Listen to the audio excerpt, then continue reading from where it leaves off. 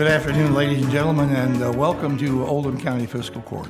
I'm David Vogel, Judge Executive. Happy to have you here today for our meeting on June 20th, 2023.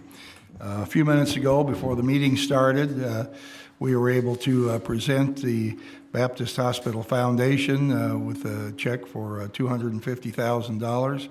That's the first of four contributions that will be made to the Baptist Healthcare Foundation over the next 3 years, and for a total of $1 million, 4 different checks that'll go for mental health services in Oldham County, and particularly the new wing they're adding to the hospital for inpatient psychiatric care. So we're proud to be able to do that prior to the start of our meeting here.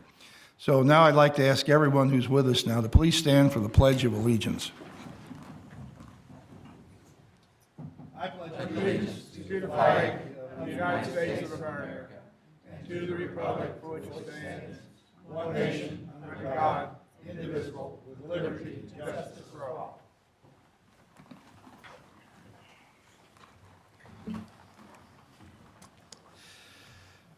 Tara Long, please call the roll. Magistrate Likens. Here. Magistrate Tice. Here. Magistrate Woosley. Here. Magistrate Jeffries. Here. Magistrate Hounds. Here. Magistrate Hawkins. Here. Magistrate Dye. Present. Magistrate Logston. Here. Judge Vogel. Here. Having all members of the fiscal court present, this meeting is now in session. Is there a motion to accept the agenda? So moved. Second. Are there any additions?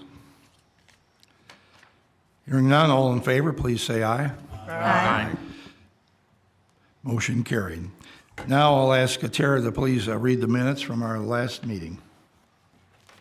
The Oldham County Fiscal Court convened at a regular meeting at 2:01 p.m. with Judge Vogel, County Attorney Barry Baxter, and the following magistrates in attendance: Likens, Tice, Woosley, Jeffries, Hounds, Hawkins, Dye, and Logston. Motion made by Magistrate Dye and seconded by Magistrate Hounds to approve the agenda. Motion carried unanimously. Motion made by Magistrate Likens and seconded by Magistrate Jeffries to approve the minutes of May 16th. Motion carried unanimously. Motion made by Magistrate Jeffries and seconded by Magistrate Woosley to approve the minutes of May 24th. Motion carried unanimously. Motion made by Magistrate Hounds and seconded by Magistrate Woosley to approve the minutes of June 2nd. Motion carried 8-1. Magistrate Likens abstained. There was no public comment. Clint Cahoe, President of Baptist Health LaGrange, presented on upcoming behavioral health services that will be available in Oldham County. Motion made by Judge Vogel and seconded by Magistrate Logston to award Baptist Health $250,000 each year over the course of 4 years for a total of $1 million. Sorry, bad math. Discussion followed. Motion carried 8-1. Magistrate Dye voted no. Motion made by Magistrate Jeffries and seconded by Magistrate Hounds to approve the payment of the payables as submitted. Motion carried unanimously. Jim Urban and Brian Fogel of Planning and Zoning presented a first reading ordinance KOC 23-920-343, repealing and replacing sections of the existing Oldham County Comprehensive Zoning Ordinance. The second reading and public hearing is scheduled for June 20th. Tina Schaaf, Director of Human Resources, presented for a first reading ordinance KOC 23-200-370, amending Chapter 2, Chapter 3, and Chapter 4 in the Administrative Code. The second reading and public hearing is scheduled for June 20th. Judge Vogel presented a second reading and a public hearing proposed ordinance KOC 23-220345, relating to the annual budget and appropriations for the fiscal year 23-24. There being no public comment, the public hearing was closed.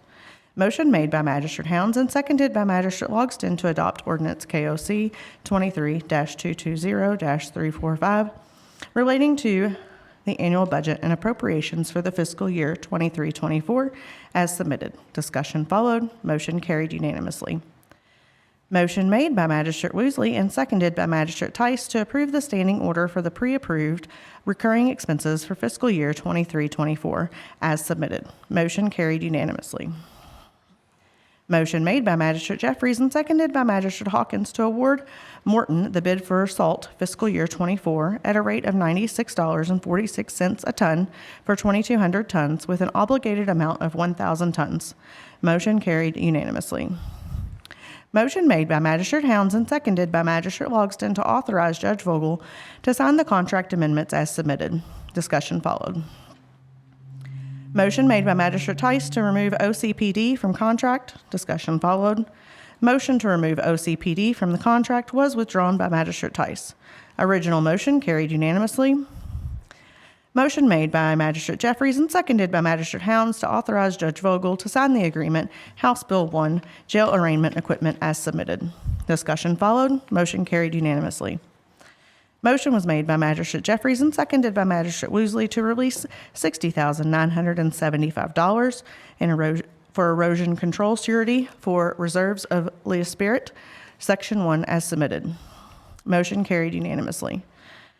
Motion made by Magistrate Tice and seconded by Magistrate Hounds to release $21,112 performance surety for Heather Ridge, Section 4 as submitted. Motion carried unanimously. Motion made by Magistrate Woosley and seconded by Magistrate Jeffries to take the roads within Heather Ridge, Section 4, into Oldham County Road Maintenance System as submitted. Motion carried unanimously. Motion made by Magistrate Jeffries and seconded by Magistrate Tice to release $129,325 in performance bond for the reserves of Deerfields, Section 2 as submitted. Motion carried unanimously. Motion made by Magistrate Woosley and seconded by Magistrate Tice to take the roads within the reserves of Deerfield, Section 2, into the Oldham County Road Maintenance System as submitted. Motion carried unanimously. Motion was made by Magistrate Hounds and seconded by Magistrate Woosley to hire Daniel Pena as a park laborer at the rate of $18 an hour, effective 6/7. Motion carried unanimously. Motion made by Magistrate Hounds and seconded by Magistrate Woosley to hire Adam Vincent as telecommunicator 2 at a rate of $28.24 an hour, effective 6/26. Motion carried unanimously. Motion made by Magistrate Logston and seconded by Magistrate Jeffries to reappoint Gary Hardy to the Oldham Chamber of Economic Development Board with a term to expire 6/30/26. Motion carried unanimously. Motion made by Magistrate Woosley and seconded by Magistrate Tice to appoint Kevin Vaughn to the LaGrange Fire Protection District Board with a term to expire. And this is a correction from what was stated in the meeting. The term should expire on 6/30/26. Motion carried unanimously. Motion made by Magistrate Jeffries and seconded by Magistrate Logston to reappoint Joy Tabler to the Pewee Valley Fire Protection District Board with a term to expire 6/30/26. Motion carried 8-1. Magistrate Hounds abstained. Motion made by Magistrate Hounds and seconded by Magistrate Woosley to reappoint Tony Ising to the North Oldham Fire Protection District Board with a term to expire 6/30/26. Motion carried unanimously. Motion made by Magistrate Jeffries and seconded by Magistrate Hounds to reappoint Dennis Dibble to South Oldham Fire Protection District Board with a term to expire 6/30/26. Motion carried unanimously. Motion made by Magistrate Woosley and seconded by Magistrate Hounds to reappoint William Hancock to the Westport Fire Protection Board with a term to expire 6/30/26. Motion carried unanimously. Motion made by Magistrate Likens and seconded by Magistrate Woosley to reappoint Joe Dedman to the Henry County Water District Number 2 Board with a term to expire 6/30/26. Motion carried unanimously. Motion made by Magistrate Dye and seconded by Magistrate Hounds to adjourn the meeting. Motion carried unanimously, and the meeting adjourned at 3:57 p.m. You've heard the reading of our minutes from June 6th. Is there a motion to approve? Second. Are there any corrections? Judge, do we need to do anything formally to accept that date change on the appointment? We can. Won't hurt anything. You want to make that motion? We originally made the motion for it to expire 5/31/27, but it should have been 6/30/26. It's And, corrected in the minutes. Right, corrected in the minutes, and the motion, the appointment to Kevin Vaughn to the LaGrange Fire Board will be to 6/30/26. Okay, that's a motion and a second. All in favor, please say aye. Aye. Motion carries. Is there a motion to approve the minutes? I think we had a motion, didn't Yeah, I think if we do that with the correction, that covers it all. we? Right. All in favor, please say aye. Aye. Aye. Motion carries. Thank you. Time now, excuse me, for public comment. It's time during our meeting when anyone who would like to address the fiscal court is able to do so. We ask you to keep your remarks to 4 minutes or less. And please state your name and address.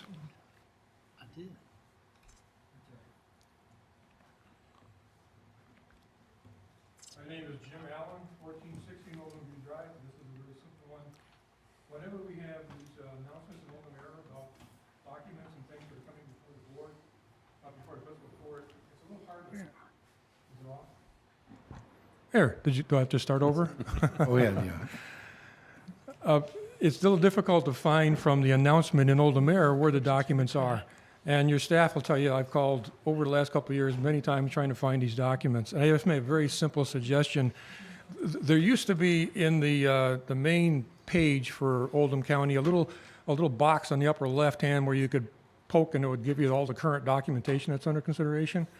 I don't think you need to continue to work on updating that front page every time you do it. But it would be helpful, I think, to add the actual, the rest of that URL, to add after oldhamcountykentucky.gov/add fiscal court information, because that'll get you right there and there won't be any question for anybody looking for that information. So it's just a suggestion based on some frustration, so All right. I hope it helps. All right, good suggestion. Thank you, Jim. I like that. And I think we can probably accomplish that easy enough. All right, thank you. Is there anyone else who'd like to address the fiscal court? And happy to welcome. Overhead projector? Pardon? Could we turn on an overhead projector? Overhead projector, is it on? Do we need it? Happy to welcome back the former magistrate, Bob Leslie. Bob, nice to see you Good today. afternoon. All right. And, I'm here to speak about an issue, and it's reference to the something went out. fiber that's being Hold on a put up. second, Bob. Do we have anything up there? It's on. Well, it's not on our screens and it's not up above, so there you go. See, that's Okay. because I hadn't put anything up. Oh, yet. okay, all right. I will keep this as brief as possible, but I'll probably go over the 4 minutes. My point will be succinct, and I think everybody who's here needs to understand a little bit about utility work. I've been in the utility field for almost 50 years. I've worked from Seattle, Washington, all the way to the Virgin Islands. People pay me when I fly in an airplane, so it's not like I don't have any knowledge or a small amount of knowledge. I have a vast amount of knowledge in the utility field. There are large companies that are involved in tree trimming for utilities. Asplund is one, Davy is one, Towns is another. I've had training at Asplund in the Pennsylvania plant, so I have a great deal of knowledge of this. And when they do this, they usually work for a company like Kentucky Utilities or LG&E on a 3 to 5 year contract. At my particular place, I purchased the property and signed an agreement with utilities that they could trim my trees and remove any trees that could fall into the lines and disrupt the issue. I have no problem with that. So since I've had the property, they've done this anywhere between 6 and 12 times, and I've never had an issue.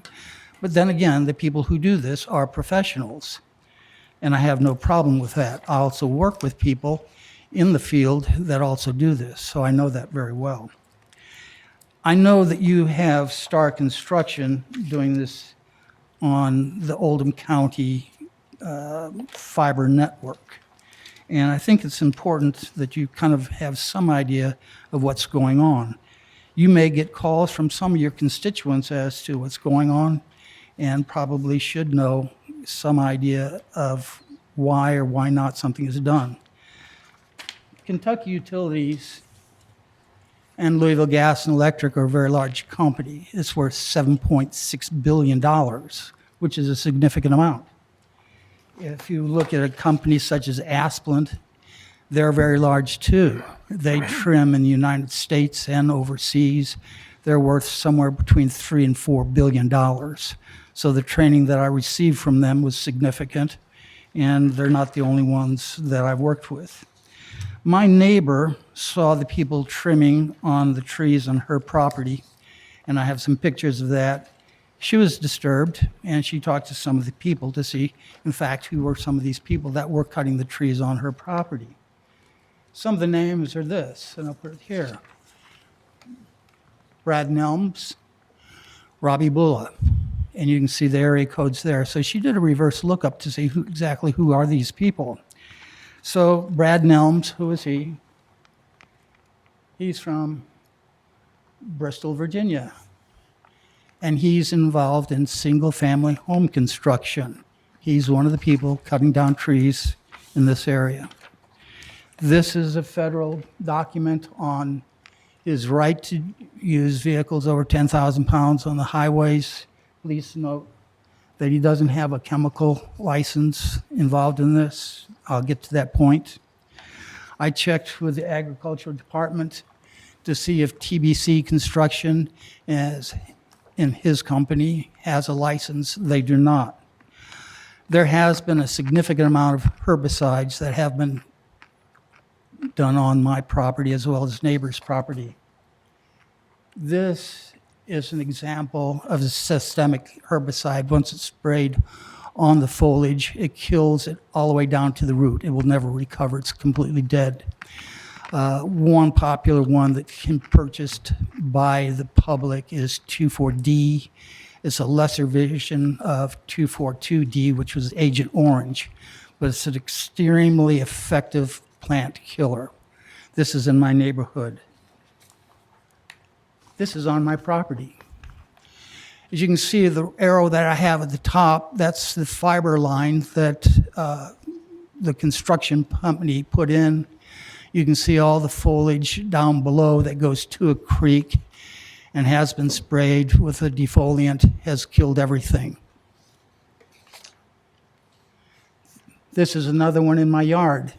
This is not running along the road. There was no reason for that to be done whatsoever. You can see significant damage to the plants. Another vigil who she got her name was Robbie Bulla. He's out of Tennessee. He's also a home builder. Interesting that home builders are cutting the right-of-way in Oldham County. Just so you know, AT&T is a very large company. They're significantly larger than the $7.6 billion worth of Kentucky Utilities. They're a $114 billion company. I'm kind of guessing that if Kentucky Utilities can hire a tree trimmer that's truly knows what they're doing, AT&T could have also. Two other individuals that were there, Eugene Spear, when she did a reverse lookup, he appeared to work with AT&T. I would say it does appear as if he knew what was going on. I did not talk to him. As I had stated, Townsend Tree. Townsend Tree is a professional company. They've been around many, many years. They work in over 30 states. Power line clearance is a special field that requires immense amount of knowledge of trees, skill in the implementation, therefore, of that. Their goal is to go unnoticed. For the numerous times that LG&E or Kentucky Utilities has had the right-of-way at my particular property done, they come in, they do the job, they leave, and you don't notice what they did. This is important to note. This is from Davy Tree. Davy Tree is also a very, very large company. They've been around since 1880. And the question would be, how much can a tree be cut without killing it? One cut can immediately kill your tree. Pruning incorrectly or too often can. If a tree repeatedly loses too much of its canopy at one time, it can become weak or even die from the stress. That's why you should not trim more than 25% of the tree's canopy at one time. The purpose of that will become abundantly clear as I show you pictures of what's transpired on my property and my neighbor's property. My neighbor's property belongs to the Poths. Judge, we're going to add And- more time. Kurt Poth worked under John Fendley. He was assistant county attorney. Hey, Bob, hang on a second. We've exceeded the 4 minutes. I'll make a motion that we extend Magistrate Leslie as much time as he needs to make his presentation. All in favor, please say aye. Aye. All right. Okay. Thank you so much. This is also a shot at my neighbor's property. It's between the two. Part of it on the lower right side is my property, and going into the Post property, you can see where I put an arrow on there. That's the new fiber line, okay? And you can see just to the left of the utility pole, you can see a tree. Over half of the tree has been removed. Now, a professional tree trimming company would have trimmed the tree so that it would not interfere with the line. This was a devastating cut. This tree is dying now because over half of the tree has been removed. There's no replacing of this tree. And there's other trees that she has on her property that's also dead and dying. In about the middle of the lower portion of the screen, you'll see a tree where they just cut the top off and left like 6 feet of it standing out of the ground. And you'll see other trees that they've done the same thing.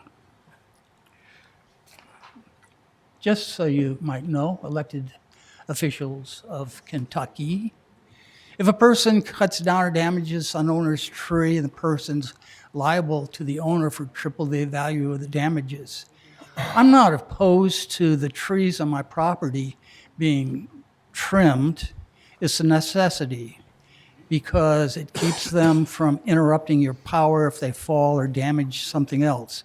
It's a necessary issue, and that's why reliable companies like Davy, Aspel, Townsend, Wright, and others are doing this. These are all pictures of damage to my property. These trees are dead, but they left them. These trees they cut up and they left on my property. These trees are also they killed. Can you push that picture up, sir? Sure can. All these pictures are different. All these spans of approximately 400 to 500 feet. Kevin Nuss did contact them about clearing us up. This is what they've left after they've completed my job. As I said, every one of these is different. This is a job of home builders, it seems to be, on my property.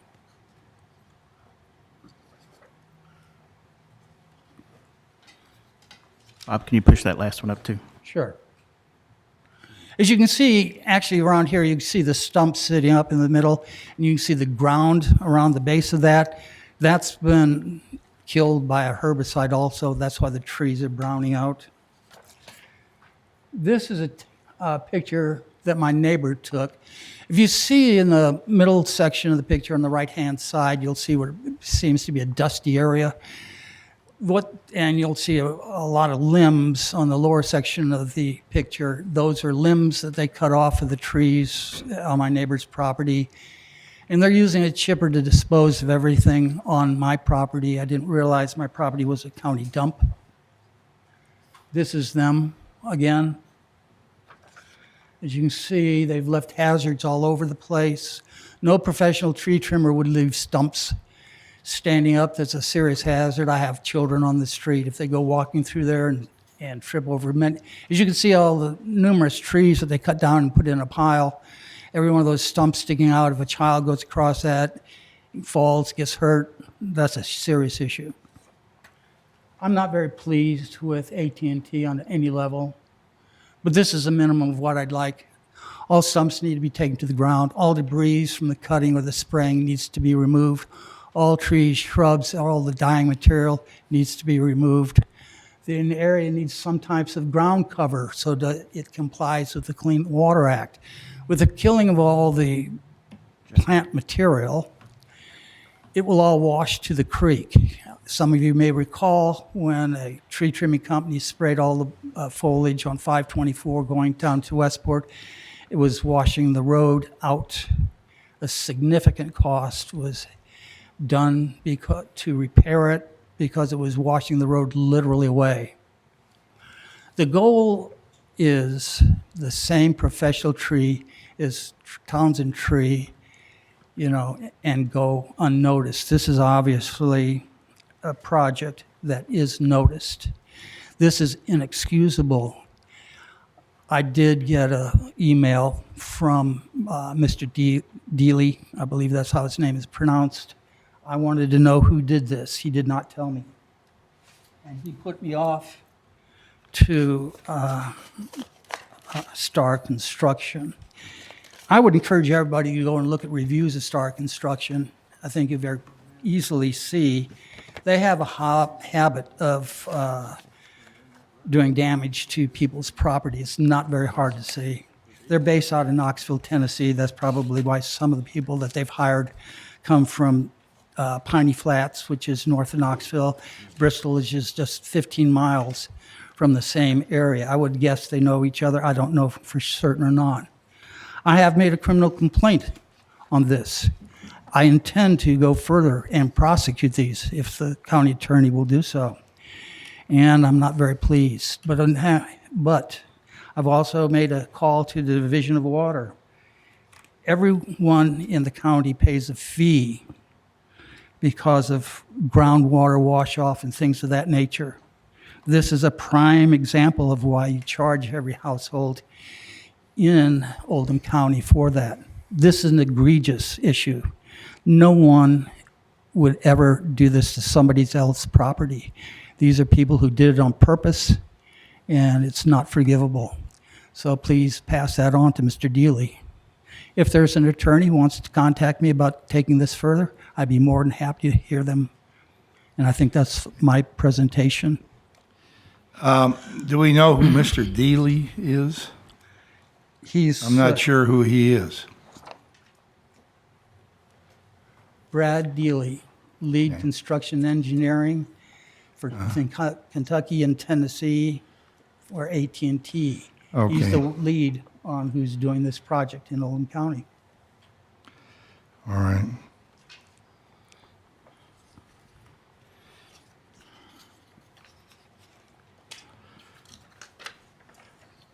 If you look in complaints, just out of the heck of it, this is one that's relatively recent. It's not any different than most of the others. The local office of STAR has repeatedly violated easement and permit terms in regards to my property and refuses to take accountability for it. If you go and look STAR up, I think you'll find the same results and more for wherever they go. I think everybody here needs to know that. They have the right to trim trees, but professional tree trimmers trim trees, not home builders. In Louisville, Kentucky, we have the Louisville Home Builders Association, and they hire plumbers and electricians and masons and carpenters, and they build houses. They don't cut down trees in the right-of-way or in an easement. Thanks. All right, thank you, Bob. These are disturbing pictures, to say the least. I'm very upset to hear this. Would someone get Kevin Nuss for me, please? I don't know. Can someone call Kevin? Sheriff, will you go find Kevin?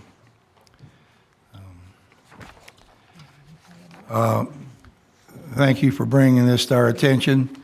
This is not the expansion of broadband fiber throughout the county is an important goal of the fiscal court.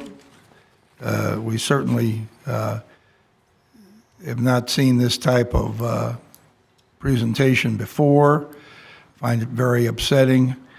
And we're going to have a meeting tomorrow with AT&T. Actually, the timing is such that they will be here tomorrow.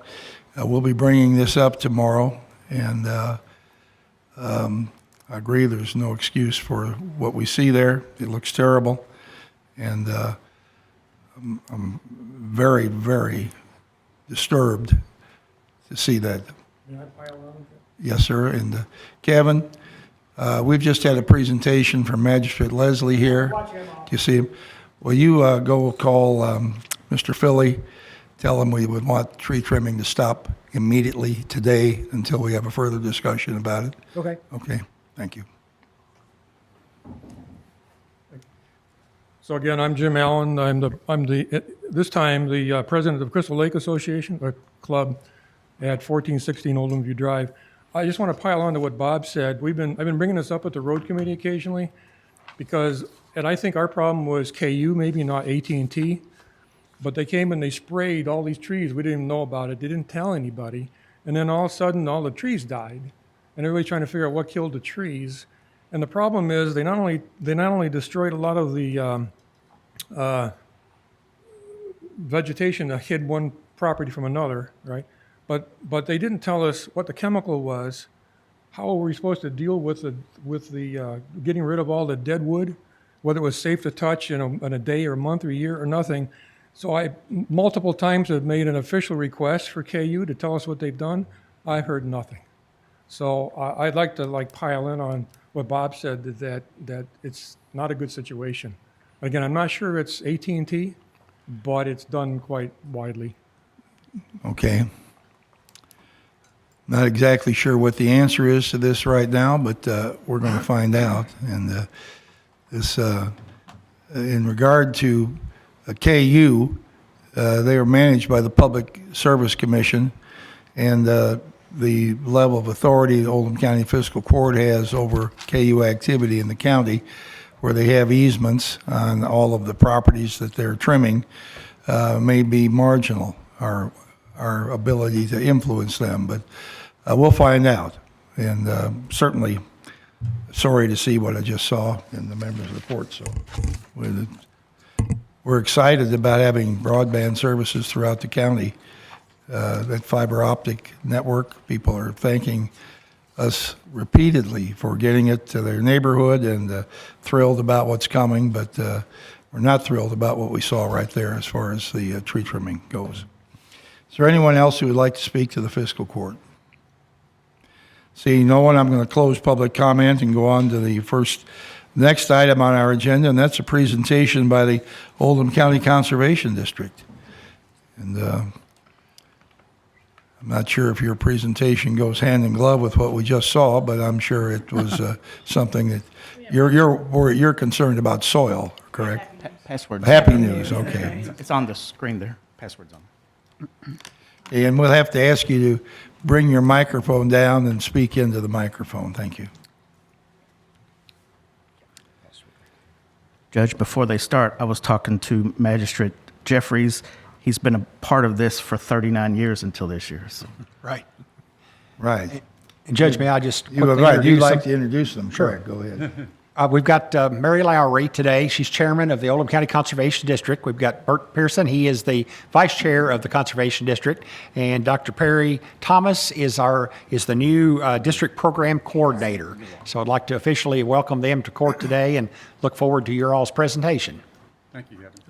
Thanks, Kevin.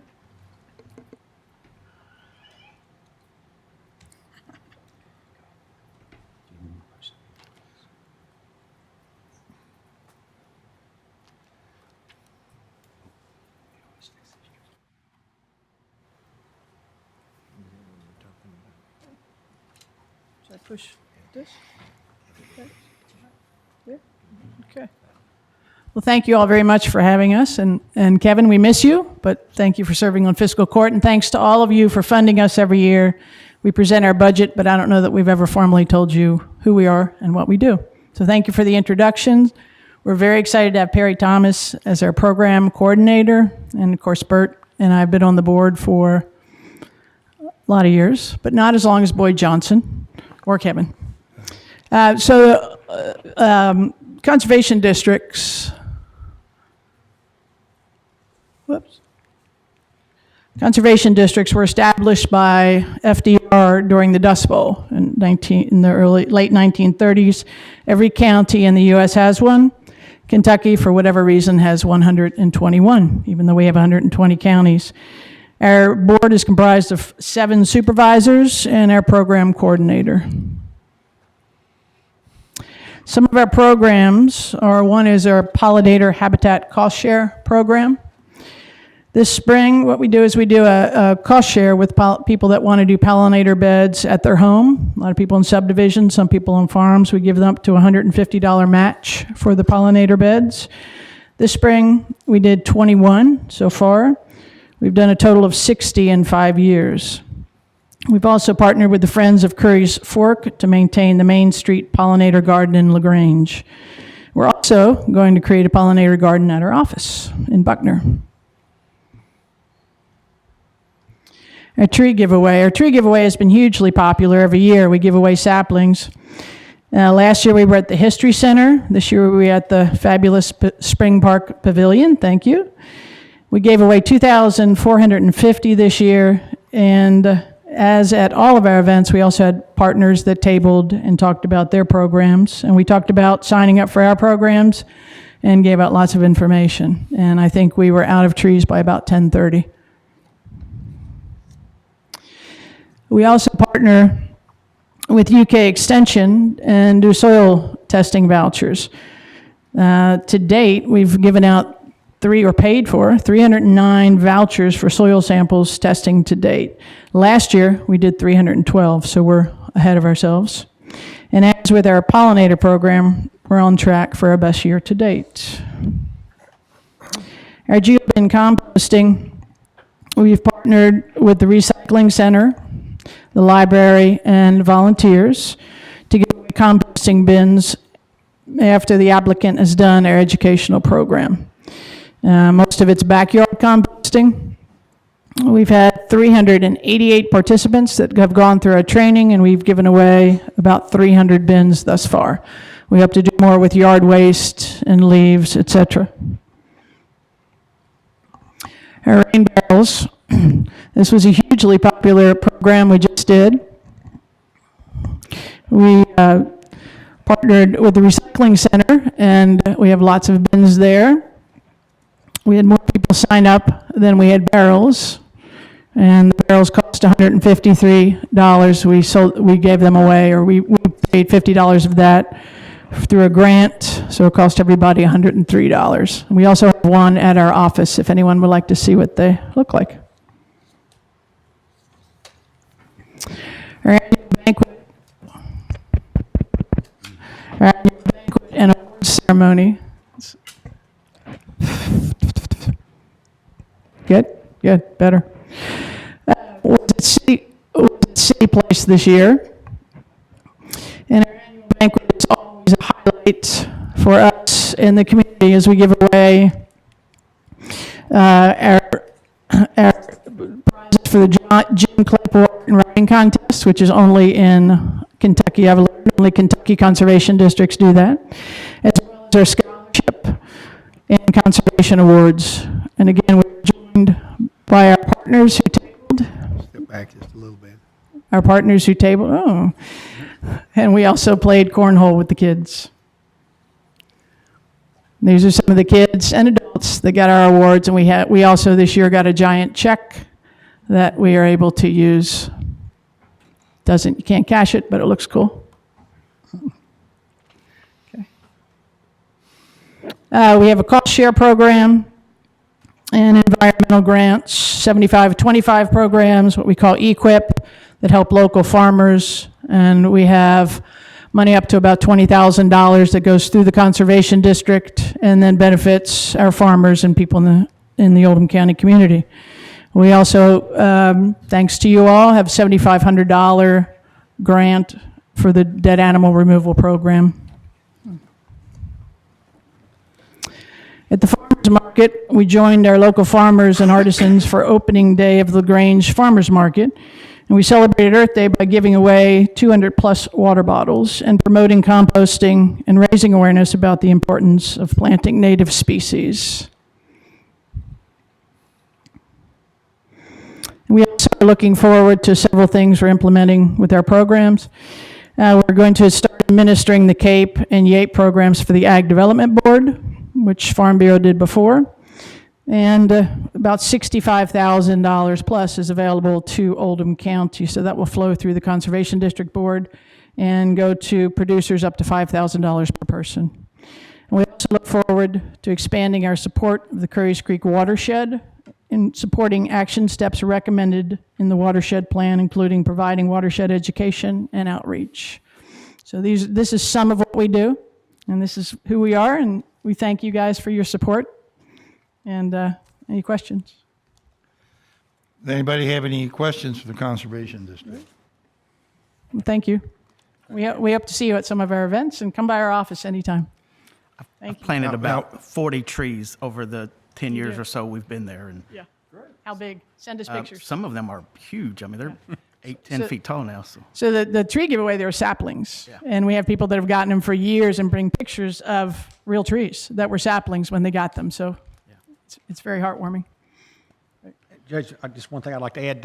Mary, thank you all very much for what you do, and I know we're excited about you all taking over the ag development funds. Like you said, 65,000 comes to Oldham County, and I think that'll help a lot of folks all over the county or whatever. So if anybody has any questions about that or any of the programs, contact Perry and or you or whatever, or the board, and you all meet once a month at 6:30 in the morning. So, and Yeah, it's all except, open except when meetings. Bert does fish fries, and then we meet Right. at 6:30 at night. Thank you all very much. Are you still located on Jefferson Street here? No. We're I in thought- Buckner, behind the high school. Okay, Buckner behind the high school. Buckner Cross, what's Buckner Crossing? 1002 Buckner Center Drive. Right, I thought you had moved. I hadn't been to the new location yet. Okay, great.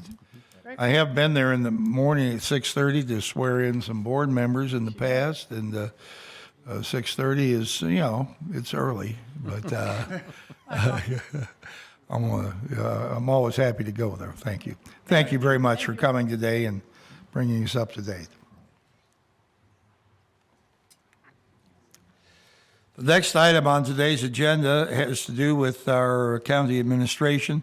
We have bills to pay, and when we're ready, we'll take a motion to approve the bills. Judge, I'll move that we approve the previously paid bills, or the payables, payables. Second. All right. Is there any discussion about anything in the bills this time?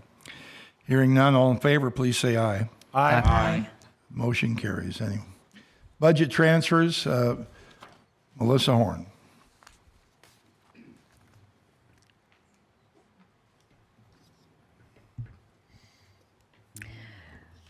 Okay, as of Friday afternoon, we need budget transfers of $694,091 to cover budget lines where there is a shortfall. All right. Does anyone have any question regarding the transfers? Judge, we had talked about the transfers during the Finance Committee, and it was approved by the Finance Committee at our meeting earlier today. All right, I'll accept that as a motion to approve. Is there a second? second. Any further discussion? All in favor, please say aye. Aye. Anyone opposed? Motion carries. Thank you. Now surplus property, Melissa. Okay, I have three items transfers on the brain, to surplus, and I guess because there are three different methods of disposal, we'll take them separately. Yes. Okay. The first one is a truck from the road department. We call it truck number 2. It's a 2005 Ford F-250. We would like to surplus that to scrap. Judge, I'll make the motion that we surplus the 2005 Ford F-250 to scrap. Second. All in favor, please say aye. Aye. Motion carries. The next one is the Jeep Liberty from the engineering department. It is also a 2005, I'm sorry. We would like to surplus this to Gov Deals for an online auction. Judge, I'll move to recommend that we sell that vehicle or put it on the online auction. Second. All in favor, please say aye. Aye. Motion carries. Thank you. And the final one is the 1987 Caterpillar Road Grader. We would like to surplus this for future trade-in value of $14,000 to Boyd Cat. And Judge, that came before the road committee, and I'd like to move that we accept that we will take the credit from Boyd Cat in the amount of $14,000 that we can use to either pay for parts or service on some of our equipment. So I'll move that. Second. Judge, I have a question about that. Discussion on that, a question on that, Magistrate Hawkins?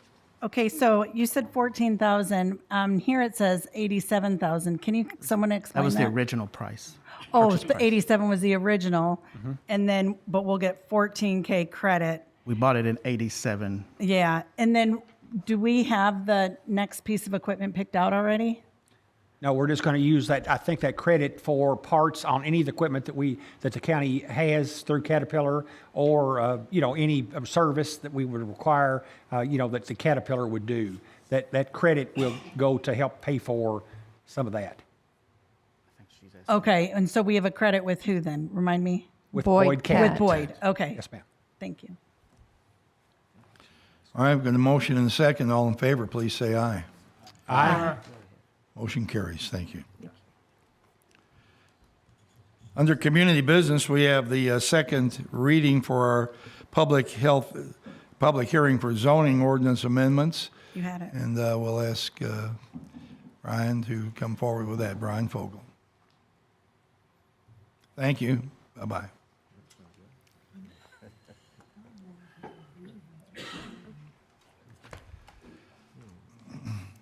Chris, where's Urban? Is Tina going to present this?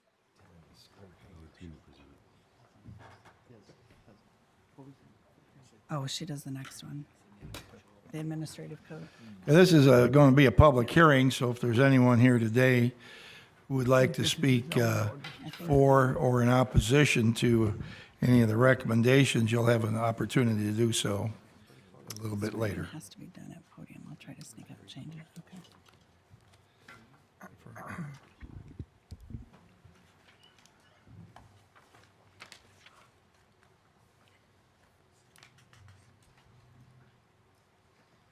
Okay, go ahead, Okay, Brian. thank you, Judge.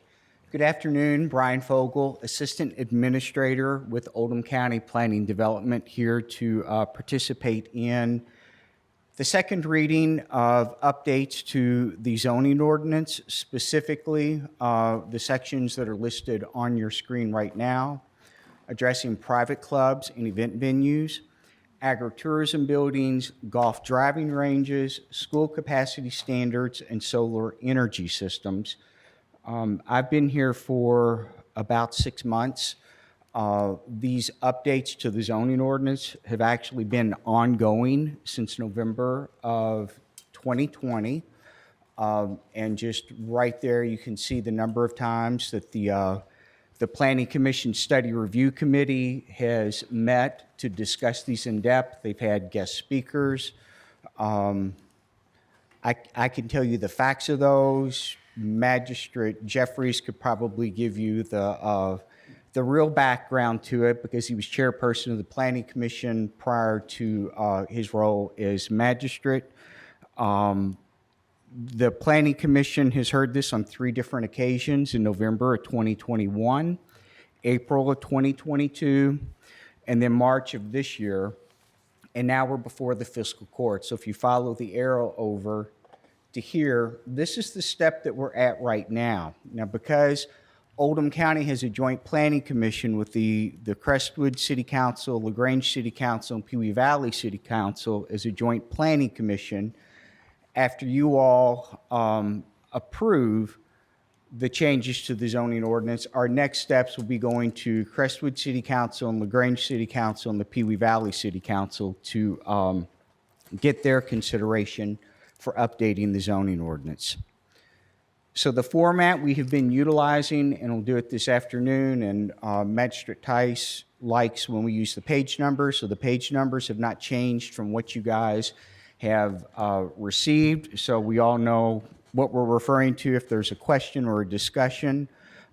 Anything that is in a red text is an addition, and anything that has a red strike through is a deletion. The first item we're going to go over are private clubs and event venues. And what we've done here with the private clubs and event venues through all the meetings and discussions that have taken place is that we have defined what a private club and event venue are, because they weren't defined in our zoning ordinance previously. We've established where they're permitted either as a permitted use by right or requiring someone who's interested in establishing one of those clubs to go get a conditional use from the appropriate Board of Adjustments. And then we've also established some minimum development standards that both the permitted and conditional use approved private clubs and event venues would have to adhere by. So on this table here, you've got your zoning district, and then in the middle, you've got what the zoning ordinance currently says. And for the most part, the zoning ordinance currently says if you want to do a private club or an event venue, with the exception of just a couple zoning districts in the C3 or C4, you have to go get a conditional use from our Board of Adjustments. The reality is a private club or an event venue really is non-residential. It's a commercial type use. So what the Planning Commission is recommending, anything that is office, commercial, or industrial, it would be a permitted use. But if you're going to propose a private event venue or a club in something that's zoned agricultural or residential, you would still be required to go to the board and get their approval with the normal public hearing and notice that we would follow with any conditional use request. That table you all just looked at is a summation of this right here. The development standards for any of the private clubs or event venues, whether it's a permitted use or a conditional use, are listed here.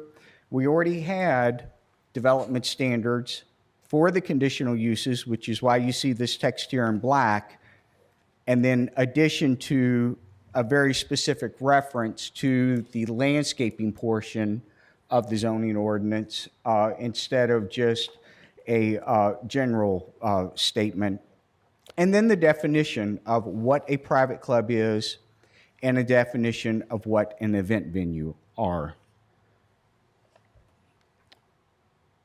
Judge, I don't know if you want me to continue to go forward or take... No, we'll see if anybody has any comments or questions on this section. All right, Okay. apparently not. Go forward, continue on. All right. So the next section that the Planning Commission has recommended to be updated are agritourism buildings in Oldham County. So what the Planning Commission basically did was that they determined, when is it a permitted use or a conditional use, and established some development standards for the agritourism buildings. The primary thing that's driving the updates to the zoning ordinance on this is that we want to bring everything into compliance with the state's efforts to promote agritourism throughout the state and in Oldham County, and then also to bring the standards all together with the Kentucky Building Code in terms of public safety of what you should expect with an agritourism facility in Oldham County. So the changes you see here are real similar to what we talked about in the prior section, where if you're in an agricultural or residential zoning district, we're proposing that you still have to get a conditional use from the appropriate Board of Adjustments. But if you're on office, commercial, or industrial type property and you want to do an agritourism facility, it's basically a permitted use with the same development standards that would be required with the conditional use. The one notable exception is that I think in the 2018 update of the zoning ordinance, a new zoning district was created for the Agricultural 2, which established the fact that in the Agricultural 2 zoning district, it's a permitted use because the Agricultural 2 zoning district is meant to promote agritourism facilities in Oldham County.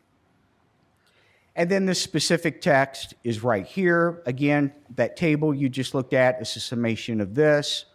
And then the red that you see is basically the same identical development standards that comply with Kentucky Building Code that we've been using in the past with conditional uses, but now we're applying them to the permitted uses also to make sure that there's not a development loophole. And the one thing that we did exempt with the agritourism facilities is here on number 4, it says that, they shall be exempt from section 280, 150, parking lot layout and design, item 2, markings, and item 3, surface and maintenance. If you're going to an agritourism facility, it's probably reasonable to expect it's not a paved parking lot or a paved parking lot with stripes for cars to park. It's probably a gravel parking lot. And we just want to make sure we have an exemption in there to say, yeah, you're allowed to have it because that's what fits in with an agritourism facility.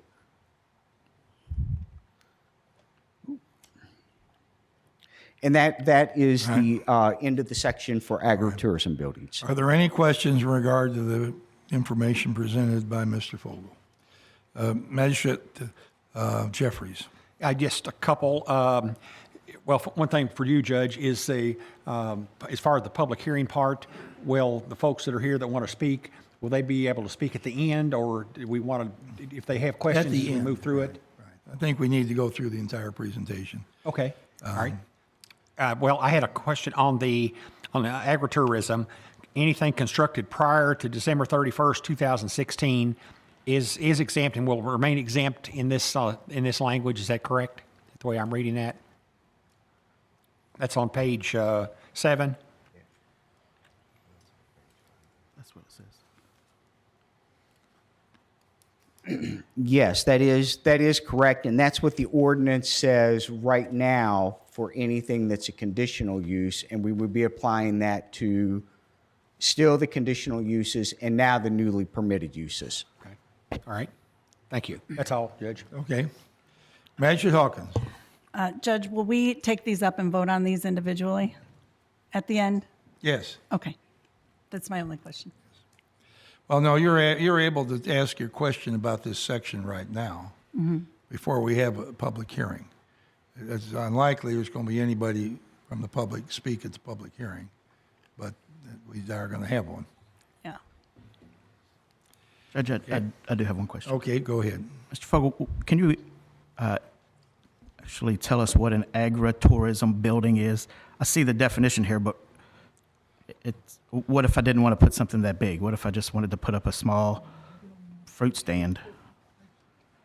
And I see a section 250-210 that gives the definition of agritourism building, but I guess I'm understanding exactly what it is. The agritourism building really is established for a larger scale facility that's promoting tourism that supports agricultural efforts. In terms of like a fruit stand, that's something that's going to fall in a different portion of the zoning ordinance where someone may get a permit for a temporary shelter if they wanted to put a tent up for their seasonal produce.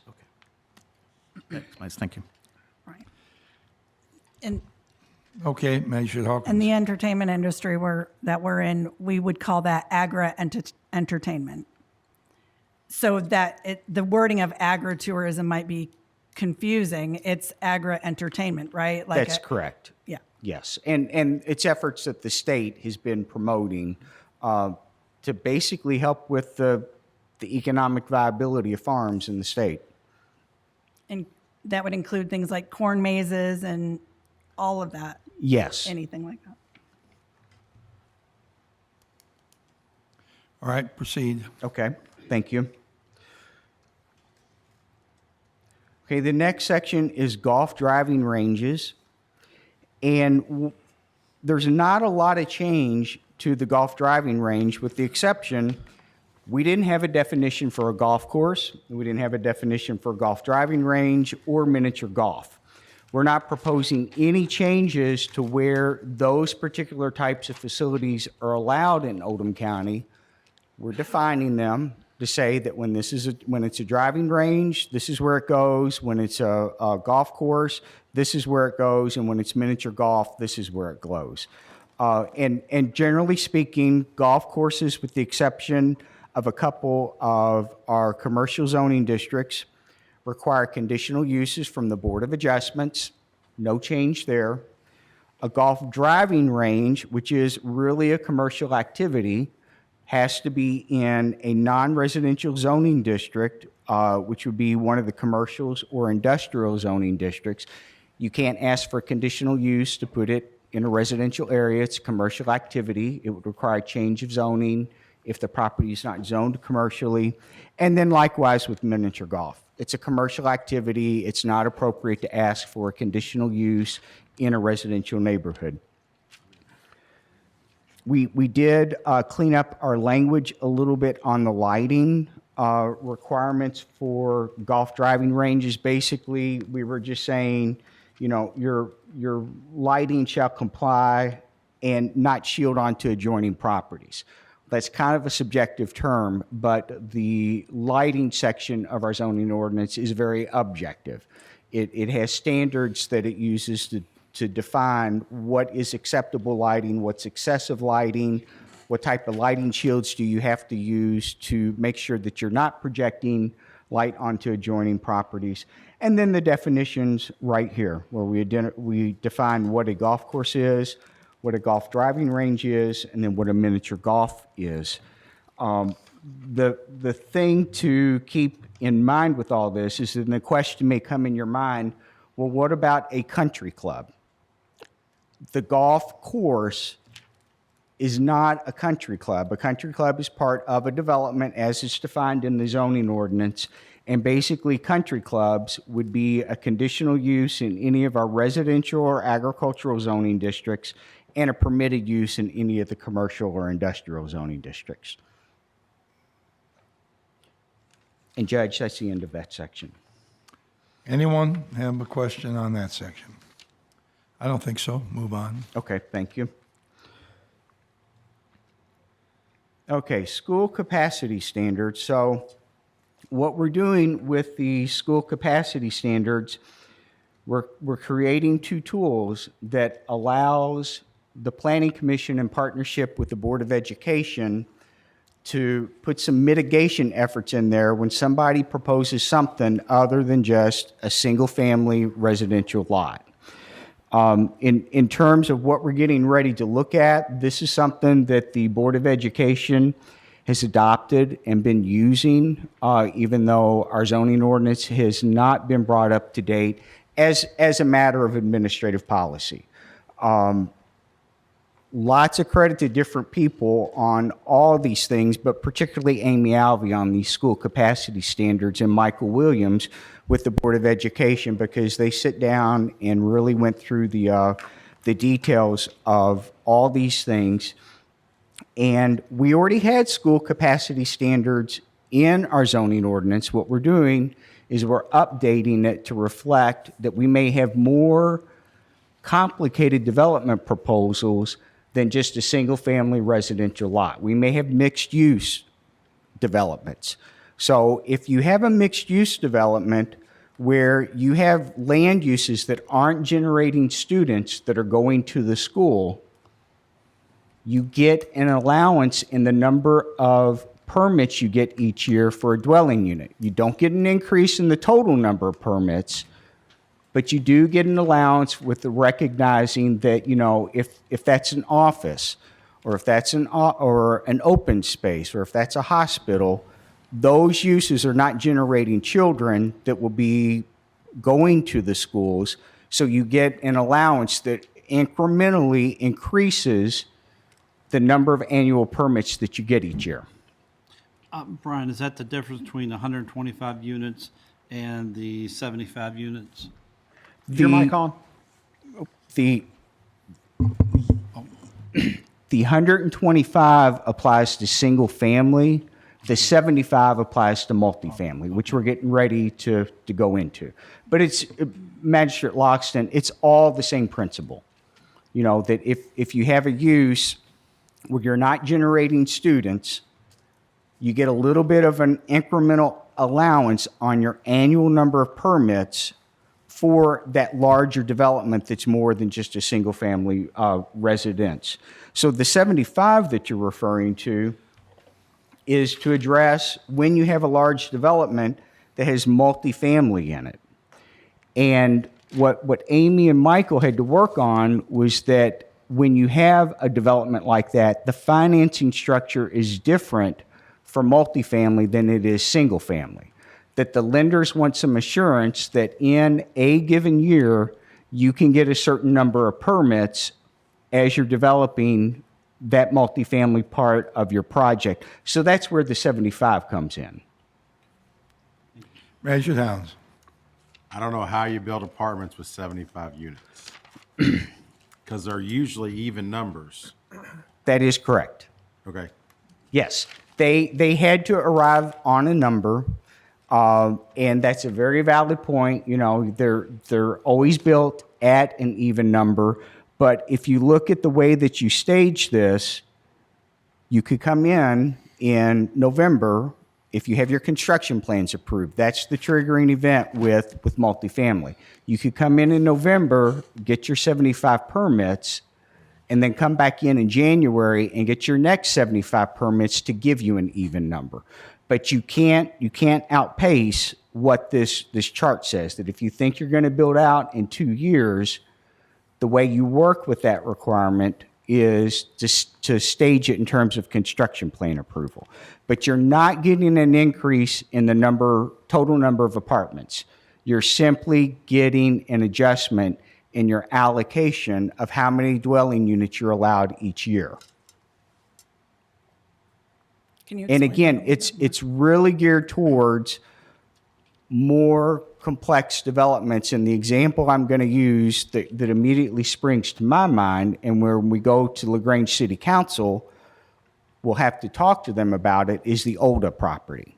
There you may have properties that are multifamily, single family, and non-residential. So all these measures are geared towards assisting the development of those properties. Manager Hawkins. Are you done? I wanted to wait until you were done with the school capacity Yes. standard presentation. Okay. I have a couple of questions. I was looking at, you had just mentioned when you build like a hospital or office space, but I had only read open space.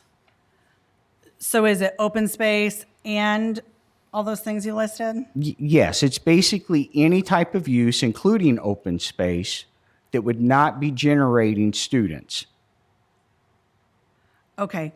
And when you say multi-unit, so before this, it was like if you have an apartment of 20 units, then that would be 20, it would be considered 20, not one, right? That's correct. And this does not change that. Someone cannot, if I'm following your thinking, someone cannot build a building with 10 apartments in it and count that as one. That would be counted as 10 because it changes the language from building permits to dwelling units. That when you look at that building permit, how many dwelling units are you creating? So that's part of what the update is to take it away from building permits to eliminate that loophole and say that it's specifically on the number of dwelling units. Okay, so you're saying historically, a dwelling unit, if it had, say, 10 apartments for 10 different families, that was considered one dwelling unit? If it was pulled under one building permit application, yes. And this changes that. Okay. Why include okay, so right here I see the open space and mixed use, non-resident or non-student generating uses. So historically, when somebody has an open space, they're not given credit to have more dwelling units allowed. So this would change that. It would not. It would not give them more dwelling units for that overall development, but it would increase their annual allocation in the number of units that they can build. It doesn't increase the total number. Because it maxes out at 125. Well, that number is going to depend on what the Board of Education tells us when they run their formula, but yes, it maxes out at 125. Okay. And this doesn't give a specific, so if you have 1 acre of open space or 1 acre of mixed use, how many more than dwelling units are you allowed for kids in the schools? It's going to depend on the zoning district of the property. Okay, and where's that? Where can I find that? Well, each property in the county is zoned differently. So it's going to vary from property to property depending on what the zoning district is. No, I'm talking about just for the open space. If it's as a residential or a P&D or whatever Right. it is, how many more dwelling units would one get for including 1 acre of open space? What if they have 2 acres, 5 acres? The reason I can't just give you a simple answer is that it's going to vary from property to property depending on what the zoning is for that specific property. If it's an R4, if it's an R3, that's going to determine the differences. Or if it's an R2, an R2A, It would have to be an or an R2 to be, or R4A. P&D. You know, the answer's going to change based upon what the underlying zoning is on that specific piece of property. It seems like it's going to allow, as I read it, more condensed or concentrated dwelling units allowed, which then, to me, it sounds like it's going to serve the builders and the developers more than the students and the families who are in the schools.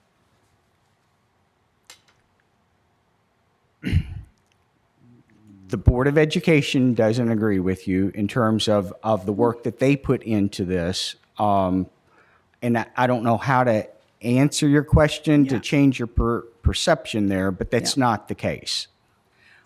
I know the Board of Education gives us their recommendations and then we approve it. So I appreciate their, trying to probably get more students because then they can build more. The more students they have and the increased capacity, then they have the ability to build additional schools. Right. But I think as of now, it doesn't help the families by having those more dwelling units allowed in a more concentrated fashion. So that's just my opinion. Okay. Anyone else? Magistrate Jeffries. Just see here. Where I was at. So the school board, Michael and those folks, they, and I know, he and Amy Alley, when she was with planning commission, worked hours and hours and Yes. days coming up with this formula. Right. And I know that multifamily was always an issue, or has been for several years, on how to be, fair but allow the school board the flexibility and at least to have an input as to. Oh, sorry. Have input as to exactly what the formula is and that kind of thing. So I think this goes a long way to help address, some of that concern. And I think at least we get it on paper now that the commission will have something to look at when they make these decisions on these larger developments and these mixed-use developments, as you pointed out. Right. And that's the intent of it. And in talking to Amy, again, she can kind of give me the Reader's Digest version of all the work that went into that with Michael, but it's really an encyclopedia of work. They did a lot of work to try to safeguard just what Magistrate Jeffries is talking about. Right. Thank you. All right, thank you. Okay. Next item. And the last one are solar energy systems. So we have created or proposing to create a new section of the zoning ordinance to address solar energy systems because right now the ordinance has nothing. We're kind of at the mercy of what the state regulations might say in terms of siting. And also the zoning ordinance, because as it is right now, a solar energy system or solar panels, I'm going to use plain language there unless you guys say no, switch back and forth. But the solar panels, we don't have any siting or regulation standards for them. So what the study review committee did, and they had people come in and meet with them, is that they looked at a model ordinance that's in compliance with Kentucky revised statutes to make sure we weren't creating a standard that would run afoul of state law. And if the state law were more restrictive or less restrictive than what we wanted to do, basically you would have to go with the state law, because we're starting to deal with things that are regulated by the Public Service Commission. What we've done with this, in addition to putting some local requirements in there in terms of siting and setback, is to make sure that what we're putting together is meant to supplement any state or federal regulations that would address environmental concerns. And I know those are out there from talking to you all. And I honestly tried to come up with a simple answer on how to address that to y'all's comfort level by looking at EPA, by looking at the state divisions that deal with that. And it's so complex and requires so much technical expertise. That's why we rely on the state and federal regulations to address anything that might be an environmental concern. Now, part of what I did different with this that I want to go over real quick are these questions and concerns that have been raised to hopefully proactively answer some questions. You know, we've had the question raised to us, where did you guys come up with this from? And it's the Kentucky Model Solar Zoning Ordinance that, again, it's model because it fits hand in glove with any of the Kentucky revised statutes to make sure we're in compliance with that. The question's been raised that in the ordinance, when it says that you need planning commission approval, what does that mean? It basically means you have to go to the planning commission and get their approval for the siting of a solar energy system or solar panels when it is ground mounted for anything that's larger than 2,500 square feet in size. And when I look at the review process for that, it's almost a mirror image of what applicants have to do when they want to put in a cell phone tower in the county. Same notification processes, same hearing process, kind of the same technical standards.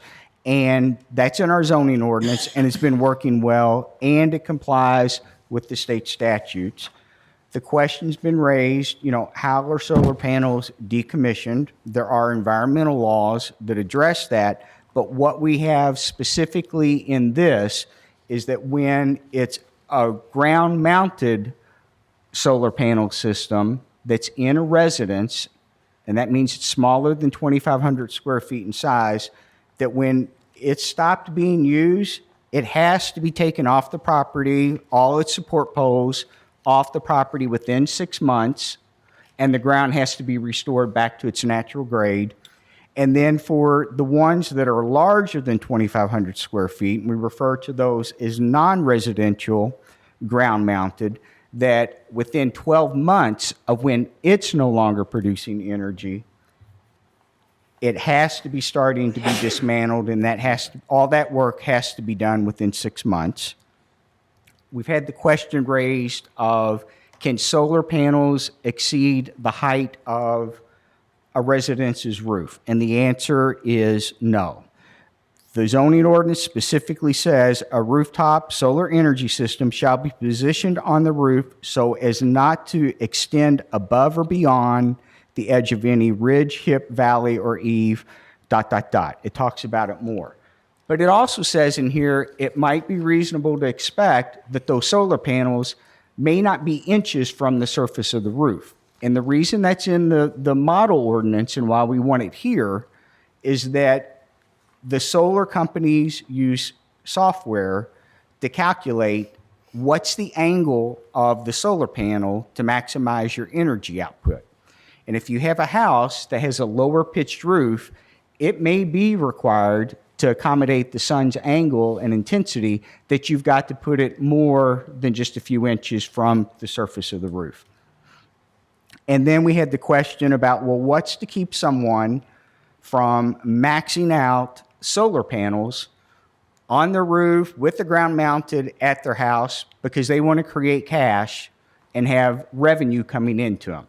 And the Net Metering Act of 2020 basically said, nuh-uh, guys, you can't do that. And they did that through the Public Service Commission with State Senate Bill 100, where it basically said that when you have a solar panel on your property, you're selling it back to the utility company, you're getting a credit on your bill that applies to your bill in future bills when it's cloudy or it's January. And if for some reason you have net credits on your bill, when you close that account, when you sell your property and the next person moves in, that credit goes away. You don't get a cash payout for it. It's simply just a one-to-one credit on your electric bill. Brian, can I ask a question? Since we're on residential versus commercial also. Michael, Mike's not on. I just have a question. Decommission on a commercial site, they're putting up a bond. How are you going to regulate, and again, this is brand new technology, I understand, and you're doing a great job so far on doing this, but if let's say you had a hailstorm and a house is for sale and it sells, and that solar panel's no good anymore because of that, how's the county going to regulate to make sure that that panel is disposed of properly on a residential top of a roof? You know, is it going to go from the previous owner? Is it going to go to the new owner? I know you have to put up bonds on a commercial. Right. Will there be anything that you put up on a residential side? So in case you do get hail damage and something happens to that and people just walk away from it? Right. I can't answer the real estate question in terms of the future buyer. You know, are they buying that liability because you're getting into real estate law there? But in terms of the removal of those solar panels and the decommissioning of them and compliance with environmental regulations, it's basically falling to the solar company that's in a contractual arrangement with the home buyer who said, I want to spend this money on having these solar panels put on my roof. Okay. And it's an important issue, but it's one that really falls outside of the zoning ordinance and is addressed by the contractual agreements between the solar company and the home buyer and the state and environmental laws. Are you done with your presentation? I've got a question. I can do whatever. Questions or... I've got a or- question on the solar before you get away from it. Okay. I mean, I don't know. Well, are you finished with what you wanted to present before I was going to go answering through a few questions? more things and then the actual ordinance, which Yeah, may let's hear it. answer your question. Right. Let's hear it. Okay. All right. So, here's just a copy of the cover letter from the Kentucky Resources Council that says, they've put together this model ordinance for use by local governments to help facilitate the appropriate siting, design, construction, installation, and decommissioning of solar energy systems in a predictable manner, and that the model ordinance is based on a review of best practices, and it's tailored to meet with Kentucky state laws to make sure that it meets that. And I've got the whole ordinance on disc if you all wanted to see it, but then the next page is just basically the first page of the model ordinance. And then just a couple quick pictures. This would be an example of a roof-mounted solar system. We see those on houses. This is an integrated solar system where basically it's the shingles of the roof. It's not just something that's on a metal frame. It's the actual shingles of the roof. The ground-mounted, if someone wants to do a ground-mounted residential, has to be smaller than 2,500 square feet in size, but then it's also, as we get into the ordinance, restricted by 25% of the footprint of the house. So if you have I got to keep the math simple. If you have a 1,000 square foot house, you can have 250 square feet of solar panels for ground mounted. On your roof, it's, on whatever coverage you want on the roof. And then this would be an example if a utility came in and said that they wanted to put in a large scale, what I call solar farm. This is the actual ordinance, and if you guys want to stop at particular points, ask questions, we can, but what we've done is that we've used the definitions from the Kentucky Model Ordinance for that. And then to me, this is just golden right here in terms of addressing the environmental and decommissioning. You know, solar energy systems shall comply with all applicable federal, state, local laws, regulations, and permitting and other requirements in applicable building, fire, electrical, and plumbing codes. The definitions for the different types of things that are pertinent to solar systems. Here, when they are a permitted use, and by permitted use, you're required to come in, get an electrical and building permit. Understand that the fiscal court changed our permitting process the fall of last year to help address this. And then if it's not just something you get a building permit for, you have to go to the Planning Commission to get their approval.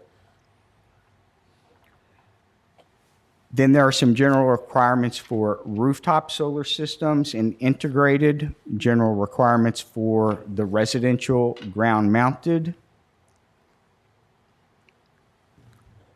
And then where we put some, you know, local input in there was that originally you could put a ground mounted solar system on your residence 5 feet from any side or rear property line.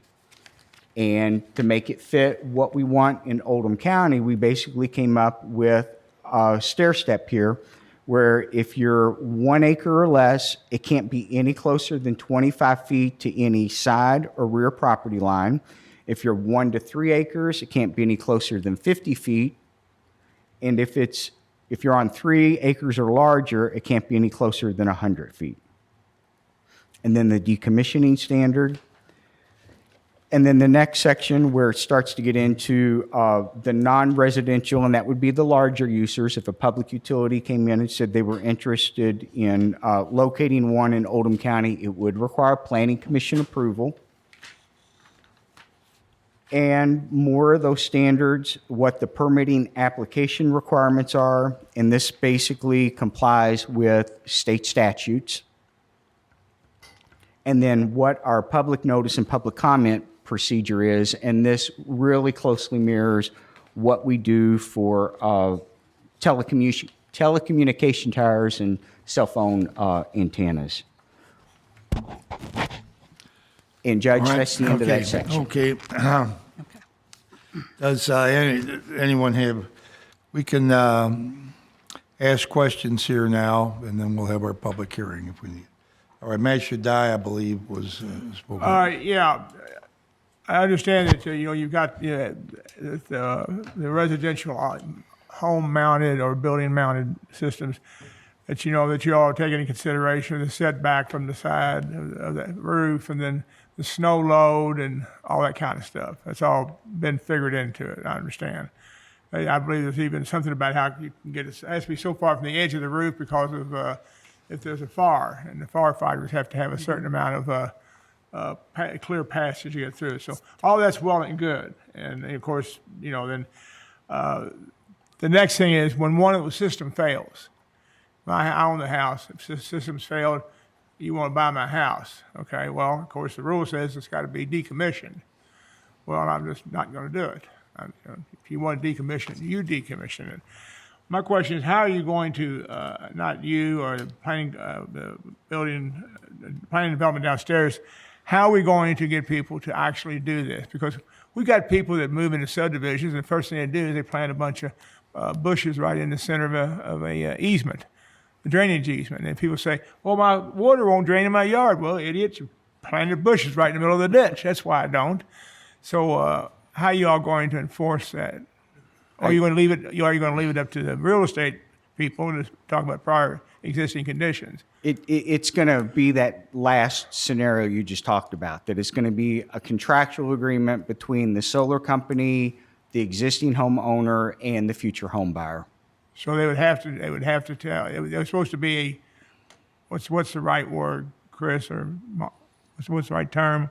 Pre-existing conditions, or It would have to be on a disclosure statement of property conditions. yeah, it would be on a disclosure statement that it's defective or so you and then they would have to make an agreement between the buyer and the seller who's going to pay to get it taken off. That's correct. And I guess, and I don't know if this is a apples to apples comparison, but the one that pops in my mind is that if someone's buying a home and the HVA system is on the blink and it's out of date, well, they may say, I'll purchase this house, but you're going to give me a dollar allowance for the replacement of the HVA system.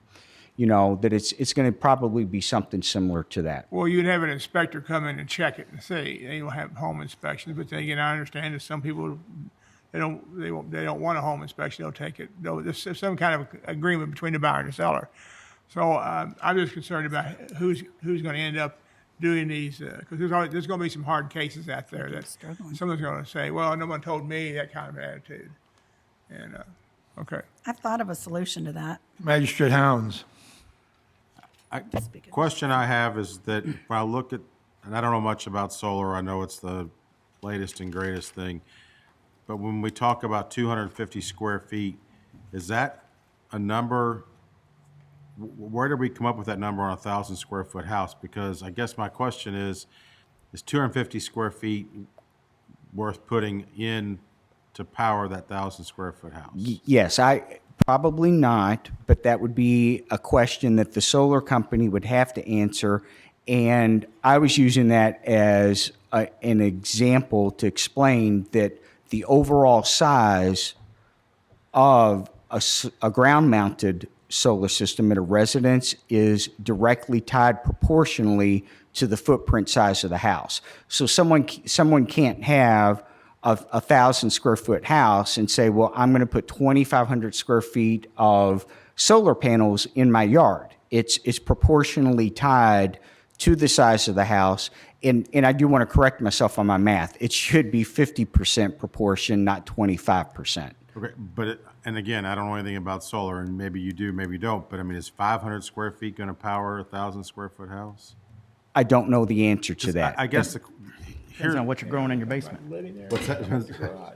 It's a slab, Kevin. I don't have a basement. I guess the question is, there's no point in putting in, I mean, it's gotta make sense that what we do is that the math works out that if it takes, and I'm making up numbers because I don't know, if it's 500 square feet will power a 1,000 square foot home with basic needs, Magistrate Woosley, then it should be fine. But if you need 600 square feet, You have the option of putting it on your roof to get the 600. Yeah, but that's the problem, though. As I understand it, some of the roof lines, you can't change the roof line to put the solar on it. But if you have flat ground, then you can angle the solar panels and you can get them set so that you can get the biggest bang for your buck. People that are doing this to get a reduced or have no electric bill. I mean, that's, and with some of the funding that's out there now, apparently, you can get pretty doggone close to that every month. Right.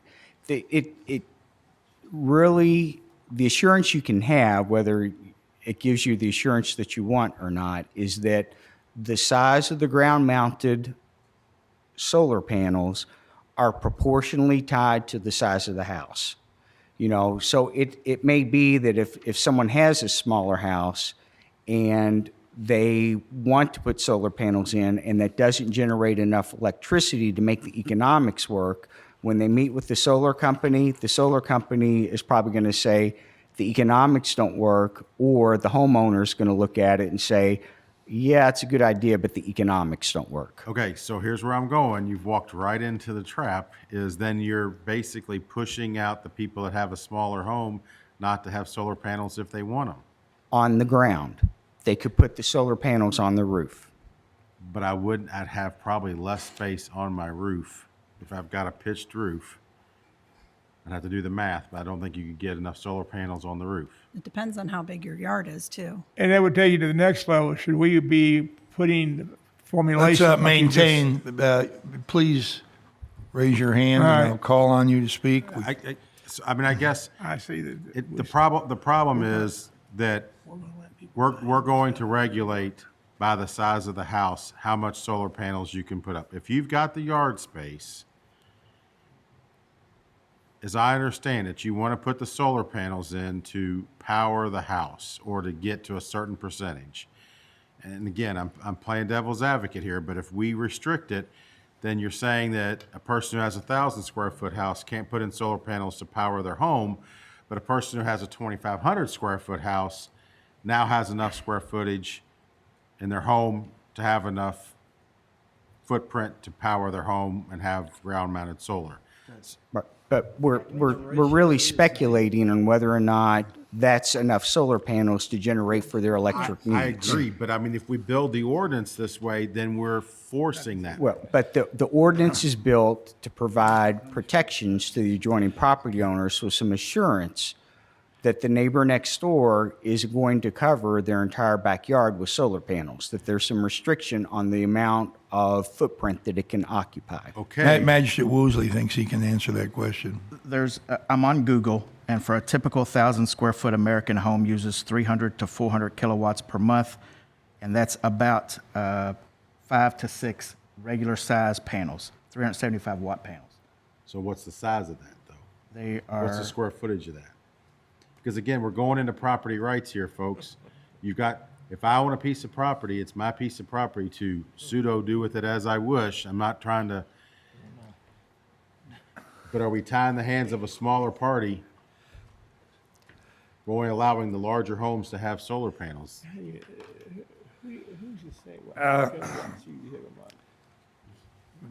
Question can't be answered right this minute. Maybe, I don't know. Magistrate Jeffries was next. All right, just a couple questions, Brian. Can ground-mounted solar panels be installed over lateral field in a backyard? You can't build a garage over a lateral field, so I think it's probably reasonable to expect that you can't build solar panels that may compromise the integrity of the lateral fields. I would say the answer is probably no. Okay, that's what I thought, but I just wanted to get clarification on that. And on page 16, I guess, of the document, under number 5, height requirements, it says ground-mounted solar systems shall not exceed 20 feet in height as measured from the highest natural grade below each solar panel. So the height restriction includes any storage, batteries, antennas, et cetera. So the way I'm reading this, you could put ground-mounted solar panels in your backyard 20 foot tall. Is that 20 foot high? At its highest point, because in all likelihood, just looking at the pictures of the ground mounted, is that they're always tilted to capture the sun's rays. So at the highest point, they could not exceed 20 feet. Right, but that's my concern, is if you got, solar panels in your backyard, and even with the setbacks of, say 25 feet on the acre or whatever, and you've got a panel 20 feet up in the air, that still could be somewhat, neighbors might have a problem with that, with the height of that solar panel at 20 feet. Is there a reason that they need to be 20 feet in the air? I don't know a definite answer to that, other than that number came from the model solar ordinance, who looked at, what standards do you need to make these things work? Well, I've just got a little concern about, sticking up an array of solar panels 20 feet up in the air, that your neighbor might have to look into or whatever that high up. Right. Where they're lower, you don't have that, where the eye level and whatever. So that would be my concern on that. Magistrate Tice. In regards to what Magistrate Hounds was talking about, if I was buying a house and a heat cool guy was putting in a furnace for my house, I would have no more clue the BTUs than I would the amount of solar panels. I think we don't need to be concerned with that, because the experts that will buy that, install that in the house, will be guaranteeing that customer, which is the homeowner, on that. I think where we are engaged is in neighborhoods and what our setbacks and what our appearance is going to be as this changes the neighborhood. I mean, we will have, in fact, our subdivision, I know of one that's got the solar panels already on the roof. To me, it's not obtrusive. It's, and some people say this will be a fad. I think that this is a legitimate, ongoing, futuristic, just like all the money they're putting in the batteries for cars. So I think it's for us to be doing it is where we're leading down, but we can't say how big will have to be on that house, the angle and the trees, vegetation. There's so many things that variable that we cannot protect the homeowner. He needs to, whenever he gets that, go to an expert to give him the specifications. But that will do it. It's just like I'm going to put shingles on my house, but they're 25 years old, but because of vegetation, they only lasted, 10. But the problem is that I understand what we're trying to do, but I guess the issue is you're basically going to say that some people, because of the size of their home, have the rights to have solar panels, and some people, because the size of their home, can't have solar panels. No, we're saying you can Wait a have minute, wait a solar minute. panels if you want them. I know, but okay, if I have 1,000 square foot home, and let's just use the 500 square feet, okay, but we got to have a number, right? So this person can only have 500 square feet. On a 500 square foot of solar panels, it's not advantageous for them to put the solar panels in because it won't power the house. The end game is not to power 50% of the home. The end game is to power 100% of the home. So that person, let's just say hypothetically, they need 600 square feet. But our ordinance won't allow them to have the 600 square feet. So we're not allowing them the same benefit as a person who has a 2,500 square foot home who can get. Well, they have to come to the Board of Adjustments. They would. They would have the option of going to the Board of Adjustments, and I guess what I'm saying though is that when we create the ordinance, we should make sure that why would we want to force people to come to the Board of Adjustments every time to get the information? If we set the ordinance out to begin with correctly, then you're going to reduce the number of cases that come before the Board of Adjustments and Appeals, right? Are there going to be that many 1,000-foot homes in Oldham County that are going to want to install solar? I don't know, Judge, not my prerogative, but I mean, I'm saying that the playing field should be the same all the way across the board. Oh, it's the whole, nothing's the same playing field. We're trying to make it the best we can, but there's nothing that's going to be the same playing field. It just, that's not reality. Oh, Magistrate Hawkins. I think that's, Magistrate Hounds, I think that's assuming that we know how much electricity somebody uses who lives in a 1,000 square foot house versus the electricity one uses in a 2,500 square foot house. That's not, we can't say that. We can't determine that. And then we can't base this ordinance on how much electricity various people use. I'm sure there's a number that the solar people have that say, if you have this size house, this is how many square feet of solar panels we have. And I'm saying that we need to make sure we look at that number so we don't put an ordinance out day one that's going to cause people to come to adjustments and appeals. Maybe it's not 1,000 square feet. Maybe it's 2,500. Maybe we're wrong for 2,500 square feet. I don't know.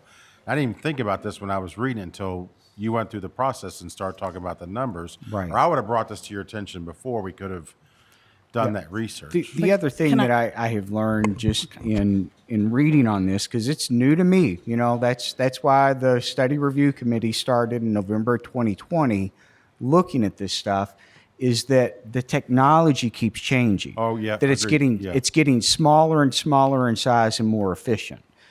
This ordinance is meant to address trying to minimize the impact on the neighbor, which when you get down to it is a lot of what the zoning ordinance is to provide, some assurance to the adjoiners that what's going on next door is within the range of normal. And can't we take the point of view that we've got to start somewhere? We've looked at model ordinances, put together something based on them.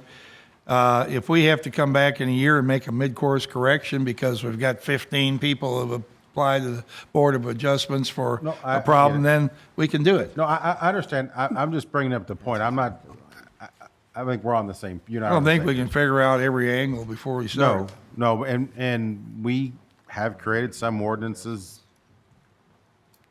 that we've had to change. Well, that's what feedback is about. Yeah. Judge, I wasn't done. May I continue? Okay. I had also, I feel like an answer to Magistrate Logsden's question, because I had that same question. And what if we required that the solar panels or the SES has a title to it? And so if it should become, and I think I brought this up to you, if it should become where it's required to be decommissioned via hail, or somebody's moving or damage, or they just don't want it anymore, then that title would follow that owner. Or if a new homeowner doesn't want the ground-mounted solar system in the backyard. And so then the original owner would have that original title, and then she or he would have to be required to decommission it and then get their name removed from the title, or just then relinquish the title after it's decommissioned and disposed of. We do that now with swing sets, trampolines, outbuildings. And then my third point was the same as Magistrate Jeffries. When you, and I wonder if you could show that, Brian, the picture of that man who looked like he was about 6 feet tall, and it appeared as though he was being crushed by the ground mountain system. I think 20 feet is entirely too tall. I wonder, could you go back to that slide by chance? It was probably 5 before this, or 6 or 7. Right there. Oh, right there. See, those men are probably over 6 feet tall, and that's quite tall. I can't even imagine 20 feet. And I was kind of looking at this thinking 20 feet, but then seeing the grown men standing under it, I think it should be 10 feet max, or maybe even less if everybody else is in agreement with that. Seeing it in a picture form kind of puts it in our face a little bit more. What's that? Doesn't it have to be at an angle for it to work with Yes. the sun? Yes. Well, yeah, it has to be at an angle, but look at the back. What it's proposed is that the back, see where their heads are dunking underneath of it? Saying that could be 20 feet. That would be higher than that tree in the back. It'd be so obnoxious for a neighborhood. You made a comment about decommissioning them. Yeah. When a real estate agent, when we sell a house, there's been times where people say, I don't want the swing set. So we write the contract and we say, swing set must be removed prior to closing, or outbuilding must be moved prior to closing. So an agent could do this, real estate agent could do the same thing with the solar panels. That may take care of what you're talking about if they need to be decommissioned. That does happen. Probably, yeah. Magistrate Jeffries. Yes, I don't very often disagree with Magistrate Hounds, but I think on that concern about, the folks that, they have to come back to Board of Adjustments, or, to ask for, that's why Board of Adjustments is there. We can't, as this, as the legislative body or planning commission or whatever, I don't think can anticipate everything that we have to think about or whatever. So I think Board of Adjustments is the venue, and if we need to 6 months or a year from now come back and adjust this, we certainly have that opportunity. So, I don't think we can just continue to stir the pot and come up with the absolute best solution. I think we have to do what we think is best for the overall county. But like I say, I don't disagree with Magistrate Hounds very often, but I think I do disagree with him on that. And I would agree with Stephanie on this 20 feet. I think that's too high or too tall for those rear yard ground-mounted residential solar panels. Okay. All right. One other. Okay, Magistrate Woosley. Mr. Fogel, I heard you say the height line of the panels couldn't stick up higher than the ridge line of the roof. But then I read it can stick up 5 feet. So which one is that? Yeah, it's actually both, Magistrate Woosley. It's just that if they need to angle the solar panel to capture the sun's rays, Right. they have to stop before they hit the top of the roof. So, aesthetically, you're not looking at solar panels sticking up over the top of the roof. Oh, are you talking about a lower roof? Yeah, if it's Okay. if it's a lower roof, they may have to do something other than just making it to where it's a few inches off of the roof. They may have to angle it, and that height cannot exceed 5 feet. But then there's also that assurance in here that when you get up to the top of the roof, the solar panels cannot not exceed the ridge line of the roof. And that comes from the model ordinance also. I'm confused on that statement. Say Okay. it one more time. All right. The solar panel cannot, I'm going to on do a level plane, cannot stick up actually, higher than the right. crown of the house, top of the house. It's right here. You know, can What page we rooftop solar panels can have a height of up to 5 feet? Can they extend beyond the roof line? And the answer is Oh, no. You can have it sticking up 5 foot off the roof. Right. But it's got to be shifted down so it doesn't go. That's Now I correct. got you. Thank you. Okay. All right. Yes, thank you. All right, let's take a I break couldn't get that either. I was having here trouble with now. And, you know, this we announced was a public hearing. Is there anybody here among the group present who would like to speak for or against solar panels? All right, we have one individual. You want to raise your right hand, please? All right, do you swear to tell the truth, the entire truth, and nothing but the truth, so help you God? All right, please come forward, and you are a proponent or opponent or commentator. Neither. Actually, I'm a proponent for what I've been hearing today, but I have a suggestion regarding the way it's worded. So the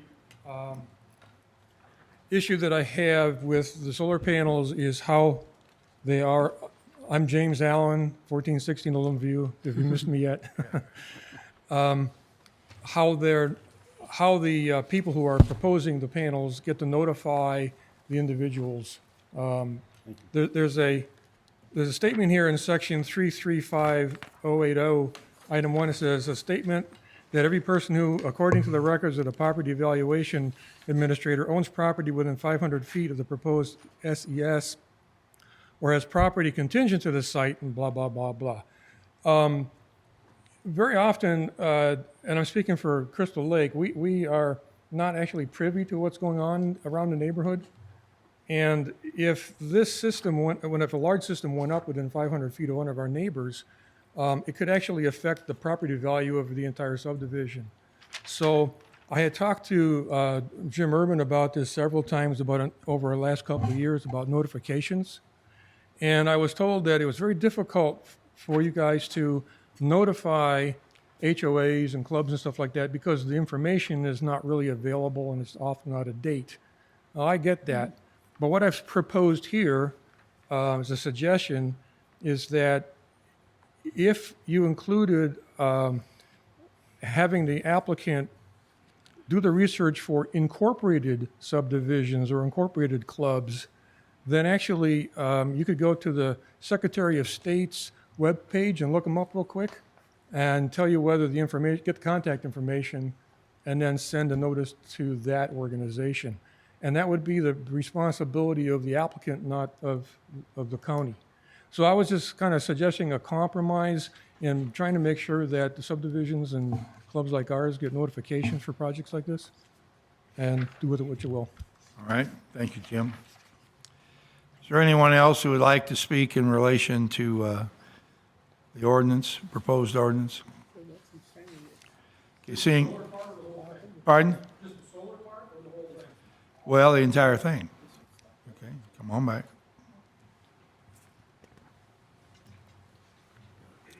Looks like My you memory's really bad. came prepared here. Well, I tried. Okay, if pleases, where's, I've been working on this just for a few hours or so over the weekend, and some of what I'm going to tell you next has already been explained to me by Brian, but if you wouldn't mind, would you come up? We're going to do this together because I'm going to tell you what my concern was. He's going to tell you what the answer is, and then I'm going to the purpose of this is to educate on my concerns so that you can consider it in your deliberations.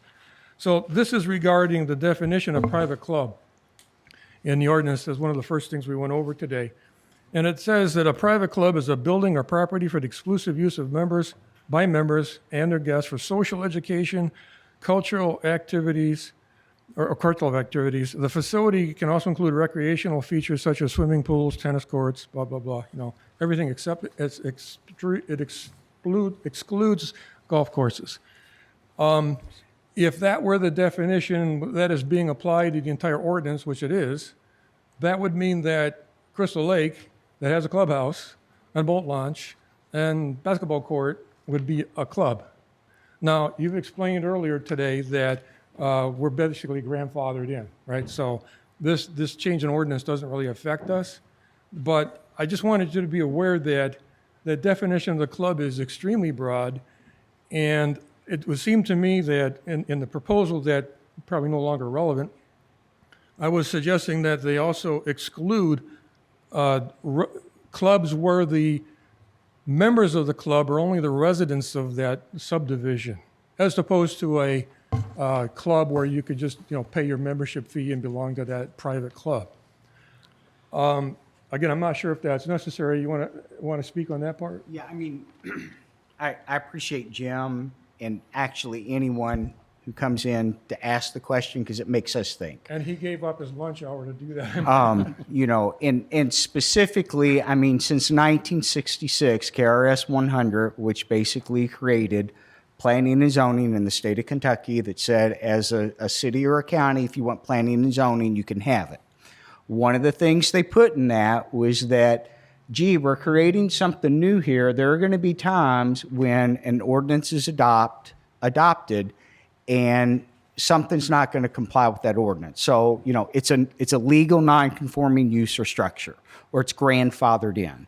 And there are provisions both in the state regulations and then also in our own zoning ordinance that says, hey, this thing can continue to go forward if there's a natural disaster and it gets destroyed from a tornado or a fire. It can rebuild to the way it was. If it wants to expand, it goes to the Board of Adjustments for their approval. So, I mean, any non-conforming use is grandfathered in, and there are provisions built in there that, you know, yes, the ordinance changed on you, but you're allowed to continue to go forward as a club. So just be aware that as you get have subdivisions with, let's say, a clubhouse in it, they are now a club, right? So that's going to affect their understanding of what they need to actually do. I also made a note here at the bottom. There's the use of the word private club, public club, country club, and private country club in the ordinance, and it all depends on what page you're on. So if you get a chance to clean that up, it's probably to your benefit to look at those things. Okay? Thanks. Thank you. Anyone else who'd like to speak to this ordinance? Seeing no one, I'm going to close public comment. Go back to the magistrates now and ask for is there a motion to approve these changes to the, existing Oldham County Comprehensive Zoning Ordinance? We're taking them one by one, right? We can, if somebody wants to propose that. I'll make a motion that we take the first one in line here, that we adopt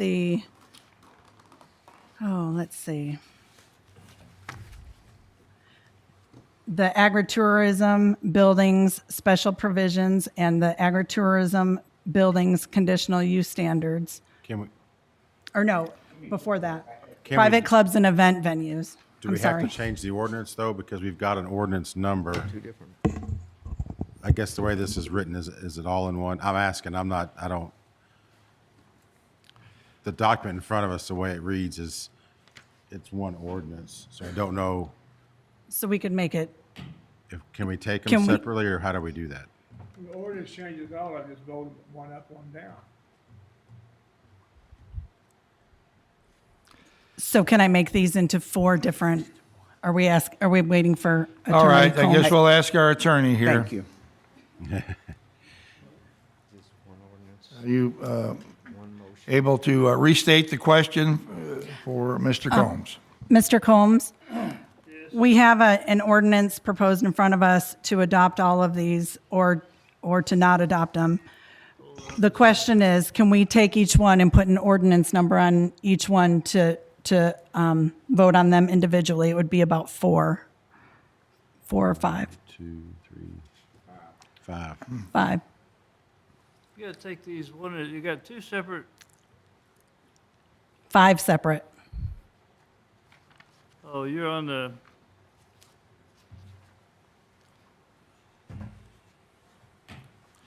We have 5 proposed changes to the comprehensive zoning ordinance. Yeah, you'll need to take each one of them separate. Huh? Yeah. Do they have to be a separate ordinance number? they're identified just by paragraph as to what each one of them Okay. was, as I recall. You're talking about whether the agricultural Okay. clubhouse, whatever. I don't have them in front of me. These changes don't have their own number, they're just part of an existing number. So take them, Well, okay. I understand that. You have one ordinance number, but you've got subdivisions within that ordinance that, Yeah. normally when I have that, I do each one of them separate so that you could either amend it or approve it as it is. It'd be under the same ordinance. But if one fails, then the You whole can't- ordinance wouldn't If you pass. do, No. if you do one motion for this, because for that's the where this is total written. ordinance, you're gonna have to either approve it or not, Right. as it is written right now. If you wish to make an amendment to it, or, and if it's a substantive change to what you've got right now, you're gonna have to go back and redo everything. So I'll start out by making the motion that we adopt the private clubs and events venues as presented under the Oldham County Comprehensive Zoning Ordinance. Second. Discussion? I'd like to, The way that this, we can't approve this ordinance the way it's written. Because the way the ordinance is written is it is all sections. If you go down, it says, the attached language is to replace, amend, or add sections, divisions described below, Oldham County Ordinance Regulations, blah, blah, blah, blah. It's one group. If we're going to split it out, then we have to change the ordinance. Mr. Combs just said we didn't. Okay? I'm reading the language the way. Seems to me, this is not the entire ordinance. This is just, these are additions to an existing ordinance. Am I correct on that? Yes, it's amendments to the existing It's ordinance. amendments and- to the existing, we're not, all these changes don't need their own number. And they're not the number itself. The number itself is the entire Oldham County Comprehensive Zoning Ordinance. And, you These know, are the- amendments to the The ordinance. planning commission, when they forwarded this to you all, would have had legal counsel at that time too, and they took each one individually, where they specifically made motions for each section instead of just doing it all at That's once. what we normally would do, but I don't see that, written it like that in here, but I would agree with that.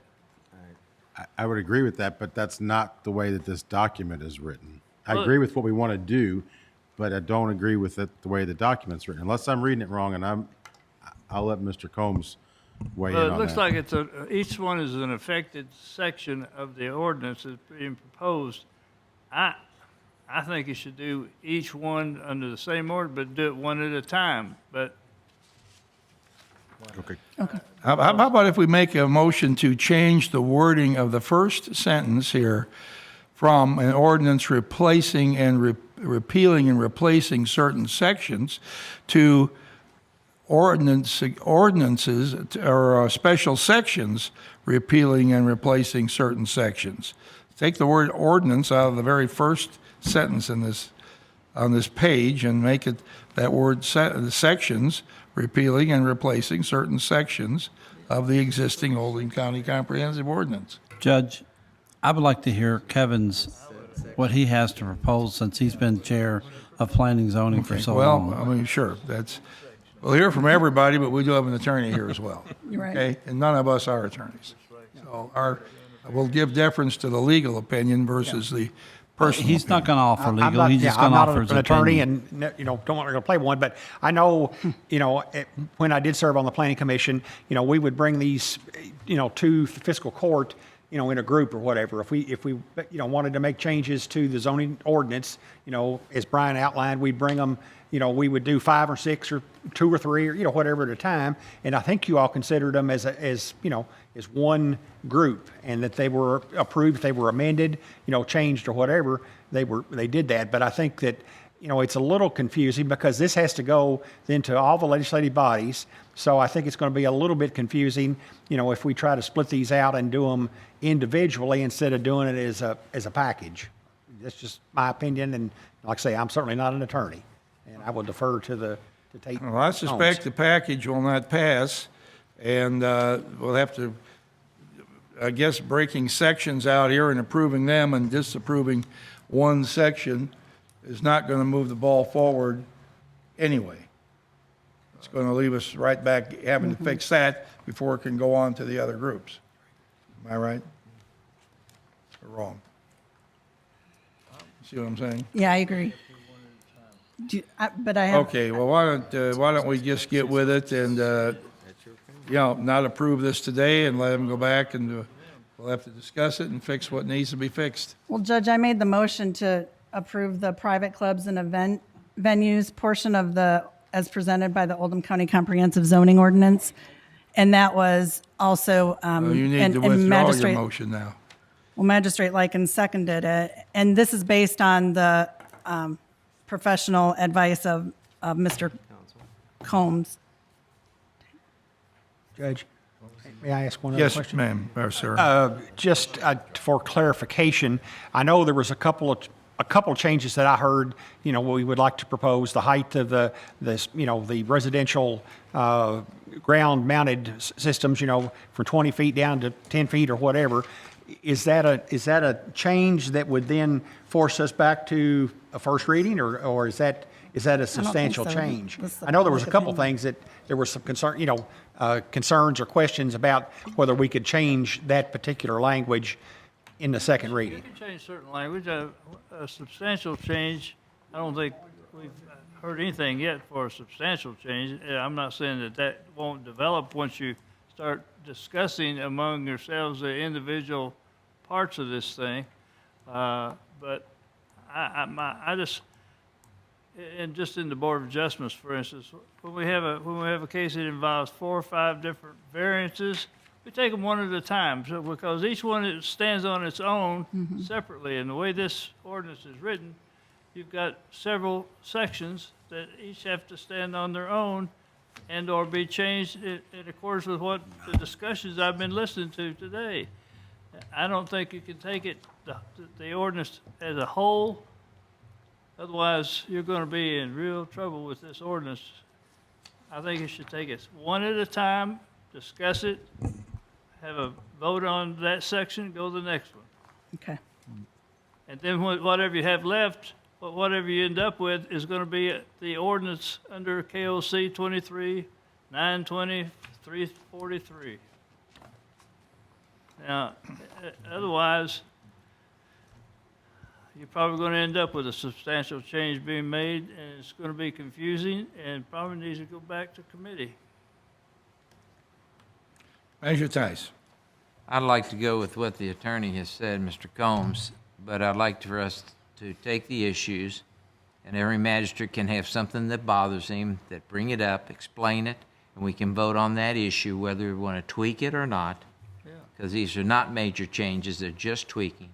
And then once we get the vote from the court to make that tweak or not make that tweak, then as we go back, then we vote on it again to see if we can, as a majority, vote for this. Did that make enough sense? And I think that we're all on the same page, but we can't use the ordinance that we have in front of us, is what I'm saying. the way it's Mr. written. Combs said we can. And he said we could by minor tweaks rather than major changes, and that's where I'm coming from than some of the things we do if we make a major change. I see what we're doing is just nothing but tweaks, like reducing the height down to 10, and I hadn't said anything prior to this point, but I think that 10-foot tweak works for me. I thought that was a good suggestion.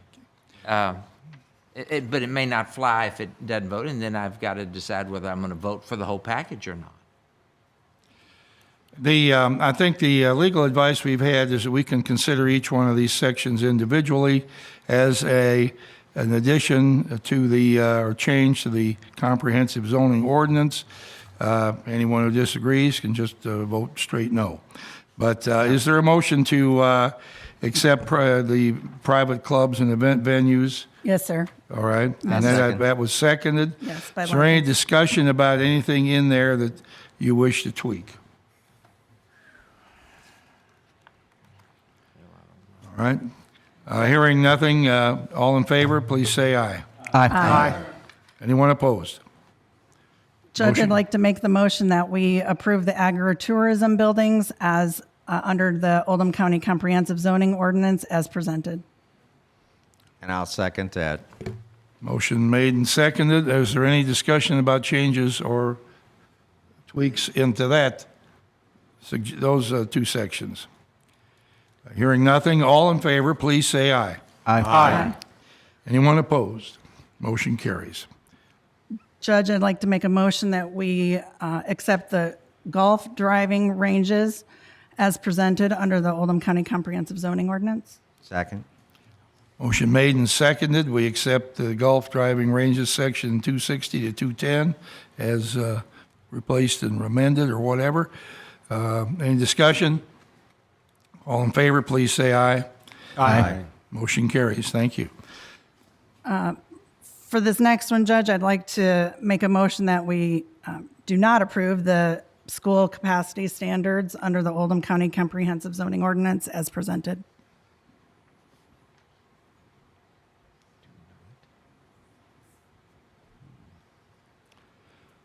Say motion dies for lack of a second.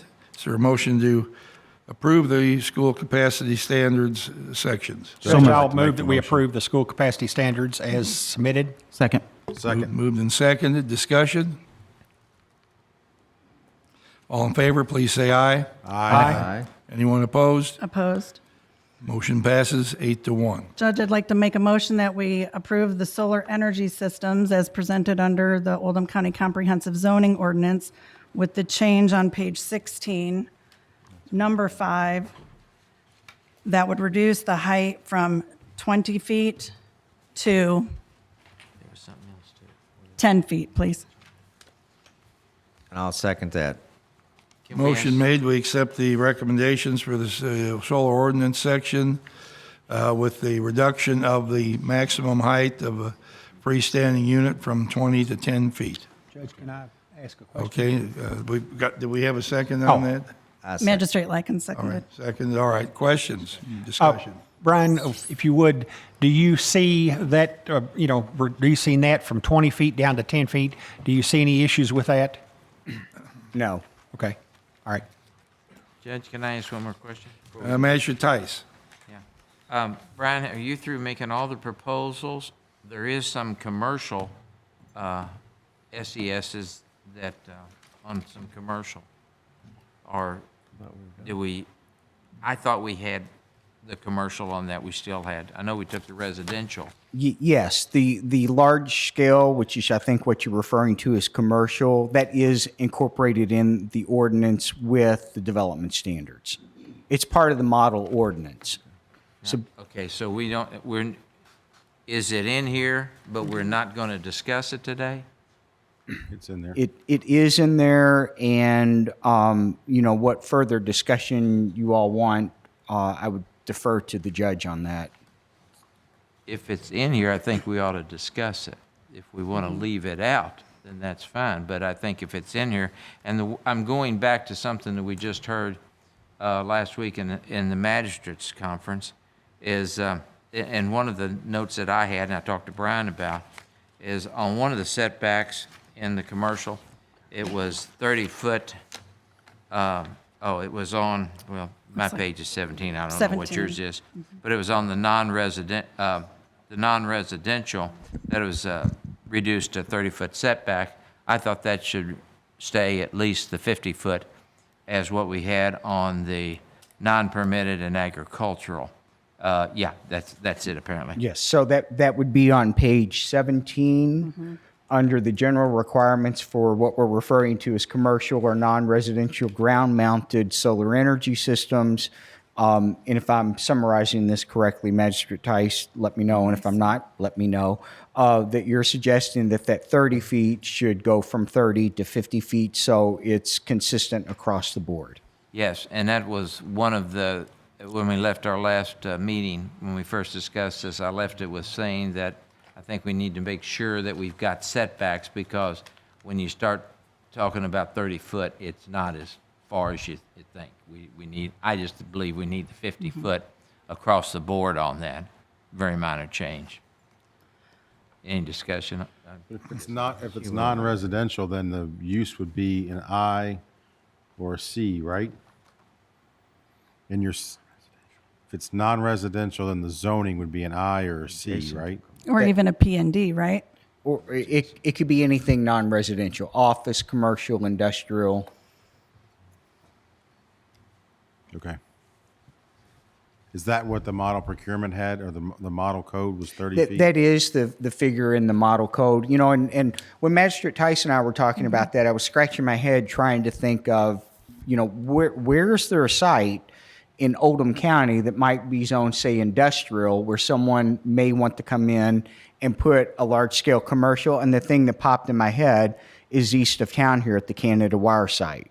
You know, it's an old industrial site. It's all zoned industrial. Someone may say, you know, hey, yeah, this is a good topography for something like that. So those sites do exist in the county. And, you know, what we have proposed right now that came from the model ordinance is that when it is a non-residential zoning district for a commercial site, that the setback would be 30 feet and it's 50 feet for everything else.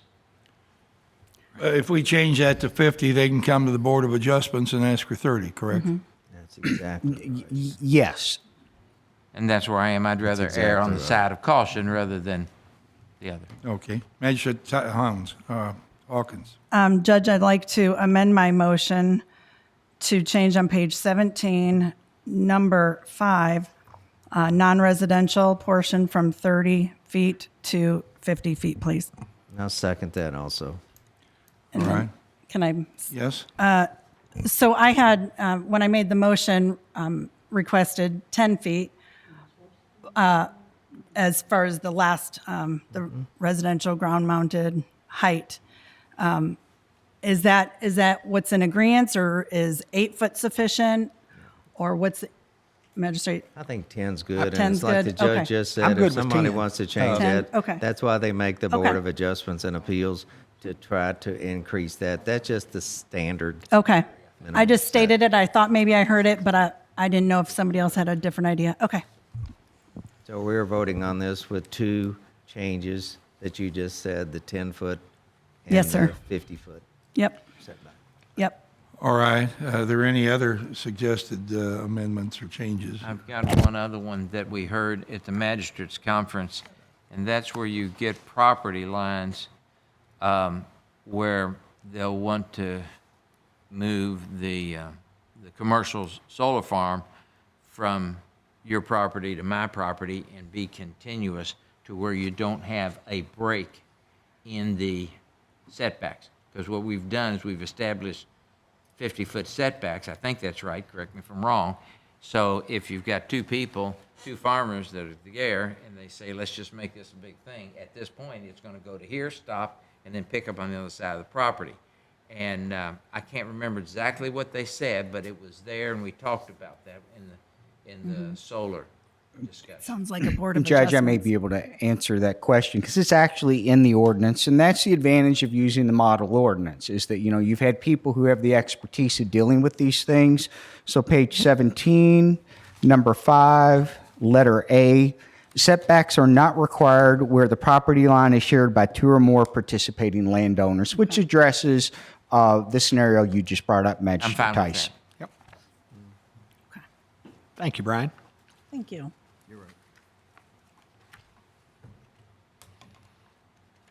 Okay, does that answer your question, Magistrate? Oh, yeah, I told him I was fine with it. Yes, sir. I'm sorry. All right, I think we have a motion to approve the solar panel section with a change of the maximum height on a freestanding unit to 10 feet and the minimum setback on a commercial property from 30 to 50 feet And non-residential. and non-residential. Sorry. All right, all in favor, please say aye. Aye. Anyone opposed? Opposed. All right. Motion carries 8-1. All right, thank you, Brian. Thank you. Court. I think we've been in our chairs for quite a while. Let's take it's now 4:22. Let's try to be back by 4:35, please. Judge, just one thing. Do we not have to vote on the ordinance as a whole or not? I think we just were on some subtle changes, and now we got to see if the whole ordinance will fly. Is It that says yes. correct? Make a motion I to don't think approve. these changes constitute an ordinance. They're You just already additions voted on to the ordinance. Every one of the changes, so Right. I think that's all that's necessary. at this Okay. point. So then that Make a puts this motion, in we there. take a break, Yeah, Judge. that- All right. You've adopted the ordinance as amended, as we went through each section though. Okay. And so now, that ordinance has been approved and adopted as far as I'm concerned. Fine, I'm good. I didn't realize that. All right, Magistrate Logston.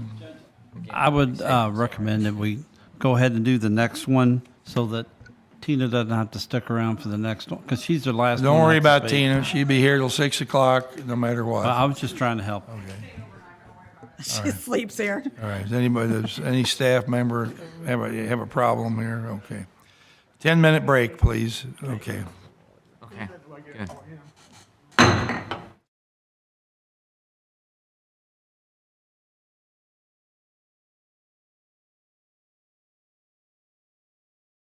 Can we Motion ask- made, we accept the recommendations for the solar ordinance section with the reduction of the maximum height of a freestanding unit from 20 to 10 feet. Judge, can I ask a question? Okay, do we have a second on that?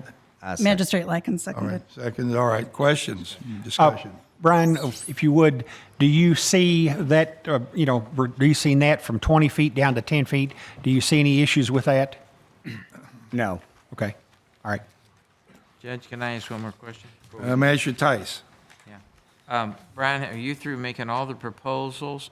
There is some commercial SESs that, on some commercial. Or do we, I thought we had the commercial on that, we still had. I know we took the residential. Yes, the large scale, which is I think what you're referring to as commercial, that is incorporated in the ordinance with the development standards.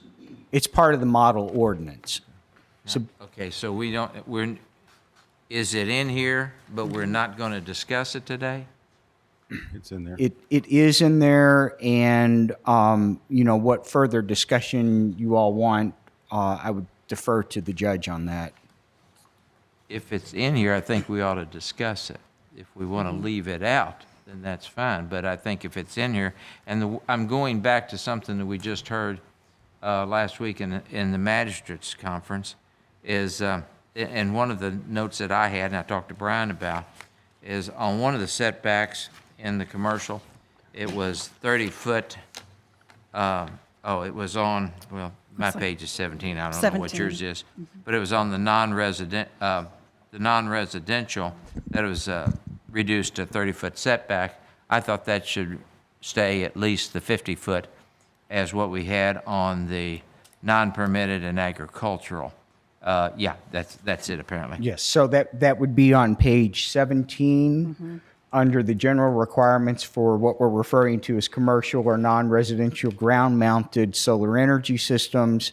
And if I'm summarizing this correctly, Magistrate Tice, let me know, and if I'm not, let me know, that you're suggesting that 30 feet should go from 30 to 50 feet, so it's consistent across the board.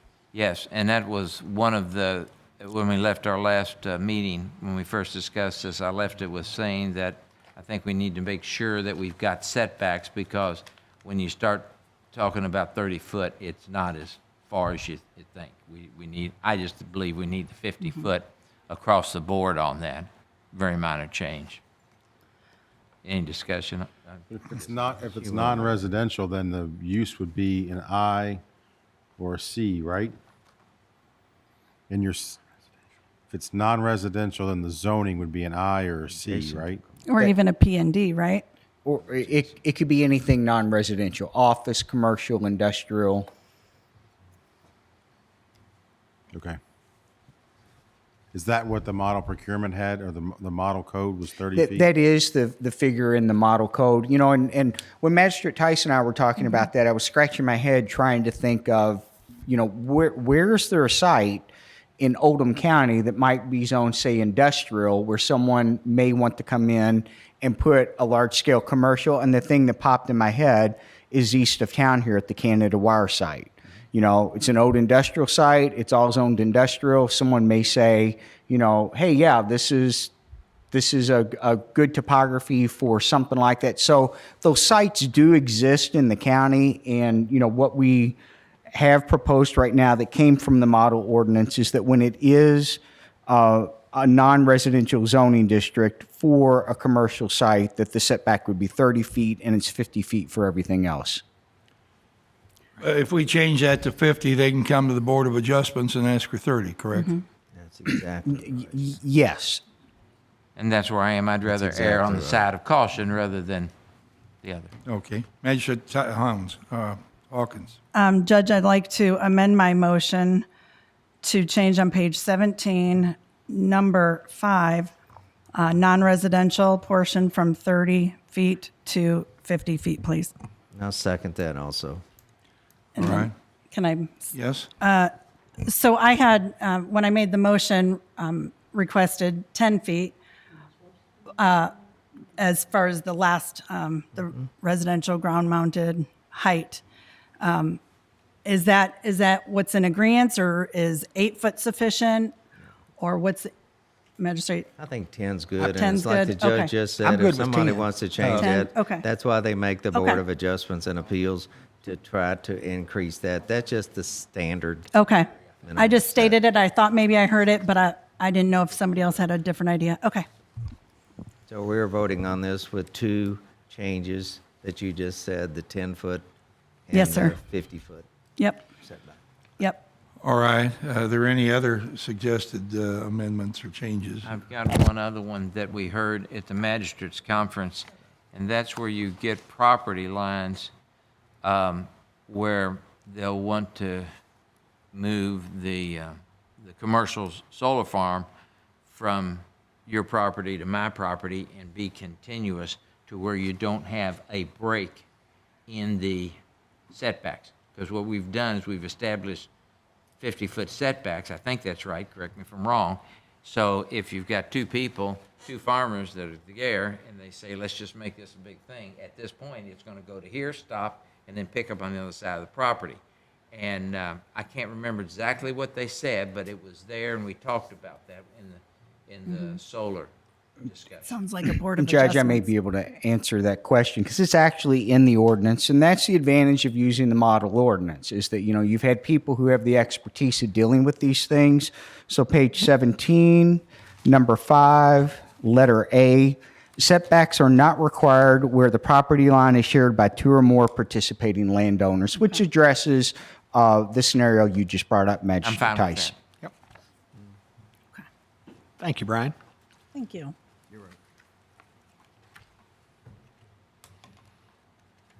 Okay, does that answer your question, Magistrate? Oh, yeah, I told him I was fine with it. Yes, sir. I'm sorry. All right, I think we have a motion to approve the solar panel section with a change of the maximum height on a freestanding unit to 10 feet and the minimum setback on a commercial property from 30 to 50 feet And non-residential. and non-residential. Sorry. All right, all in favor, please say aye. Aye. Anyone opposed? Opposed. All right. Motion carries 8-1. All right, thank you, Brian. Thank you. Court. I think we've been in our chairs for quite a while. Let's take it's now 4:22. Let's try to be back by 4:35, please. Judge, just one thing. Do we not have to vote on the ordinance as a whole or not? I think we just were on some subtle changes, and now we got to see if the whole ordinance will fly. Is says that yes. correct? Make a motion I to don't think approve. these changes constitute an ordinance. They're just You already voted additions on to the every ordinance. one of the changes, so Right. I think that's all that's necessary. at this Okay. point. So then that Make a puts this motion, in we there. take a break, Yeah, Judge. that- All right. You've adopted the ordinance as amended, as we went through each section though. Okay. And so now, that ordinance has been approved and adopted as far as I'm concerned. Fine, I'm good. I didn't realize that. All right, Magistrate Logston. I would recommend that we go ahead and do the next one so that Tina doesn't have to stick around for the next one? Because she's the last one. Don't worry to have about to speak. Tina. She'll be here till 6 o'clock, no matter what. I was just trying to help. She sleeps here. All right, does any staff member have a problem here? Okay. 10-minute break, please. Okay.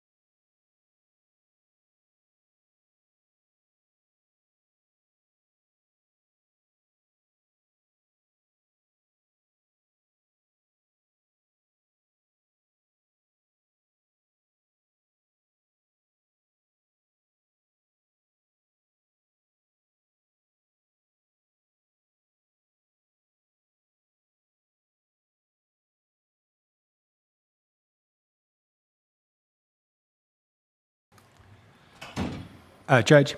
Yes, Magistrate. Yeah, after discussion Jeffers. with council, I would like to move that we approve ordinance KOC 23-920, 343 as amended, and send this package to the cities, LaGrange, Crestwood, and Pee Wee Valley for their consideration.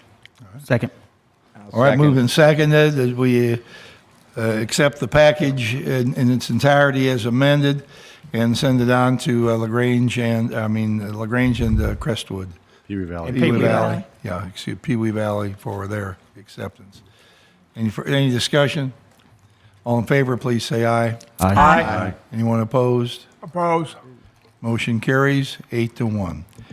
Now we have an ordinance amending the administrative code, and this also is a second reading. Anyone who would like to speak against any provision of it is able to do so. Ms. Schaaf, would you like to lead us through the changes? Yes, before you all this afternoon are 3 or 5 or 6 amendments to, or small revisions to the administrative code. And the administrative code is the ordinance that governs fiscal courts and the operations and procedures of fiscal court. Do you want me just to go through the changes, Judge? Okay, sure. You'll go ahead. Okay, so the first change that we have is to Chapter 2, and it is going... Hello? Can you hear me now? That's better. Okay. Better. So is to Section 8, Records and Minutes, that's under Chapter 2.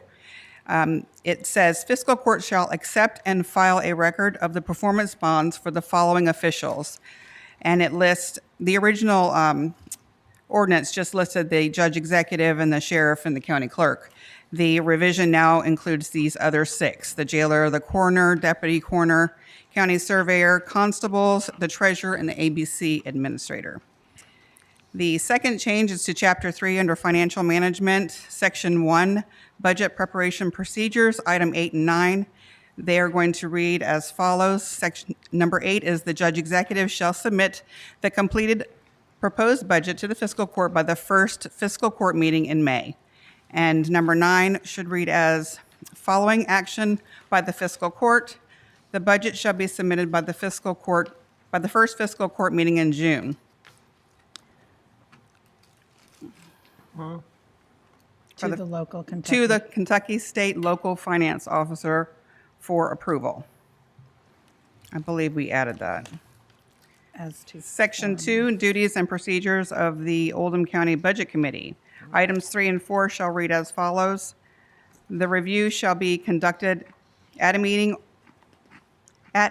or meetings held by April 30th of each year, and the Budget Committee shall meet with directors and agencies as needed to review the proposed budgets. And number 4 should read, after this review, the judge executive shall forward a copy of the proposed budget to the fiscal court members, and the fiscal court members shall make inquiries, comments, and suggest changes to the proposed budget to the judge executive prior to the judge executive submitting the budget to fiscal court for the second reading. And let's see. The next change is Section 3, County Budget Hearing Procedures Requirements. Item 2, number 2, shall read, prior to the adoption of the county budget and submittal to the state and local finance officer, the fiscal court shall conduct a budget hearing on the entire county budget to show the relationship of the LGEA funds used to other funds and uses. Funds uses to other funds and uses. The date of the final budget hearing shall be immediately prior to the second reading of the budget ordinance.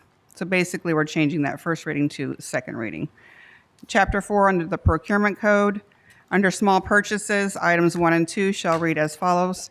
All expenditures of less than $40,000 shall be considered a small purchase and are not subject to the competitive bidding. And number 2, the judge executive shall determine the need for any item requested, whether or not the contract is for less than $40,000 and provided for in the budget. So changing the $30,000 requirement for bidding to $40,000 as House Bill 522 it has also been changed to reflect that. And that all of this would be effective on July 1st. All right, thank you. Is there anyone here who would like to speak for or against any of these proposed changes? Seeing no one, we'll close the public hearing. Is there a motion that we accept these changes? I'll make it motion. Second. Moved and seconded. Any discussion? Hearing none, all in favor, please say aye. Aye. Anyone opposed? Motion carries. Thank you. Wow, thank you. Good job. All right. That was, went down easy. Okay, contracts and resolution, the link NCIC interlocal agreement. I believe Bo Glass is here to review that with the court.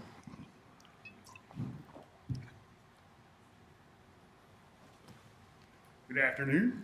Judge, this is fairly simple. It's just an update of an existing contract between the City of LaGrange and Oldham County Fiscal Court that deals with link NCIC information for criminal justice agencies in the area. The two changes, one, since the election of Mr. Baxter, he would be now required to sign it, and also all language referencing Pee Wee Valley Police has been removed as they do not have a police officer at this time.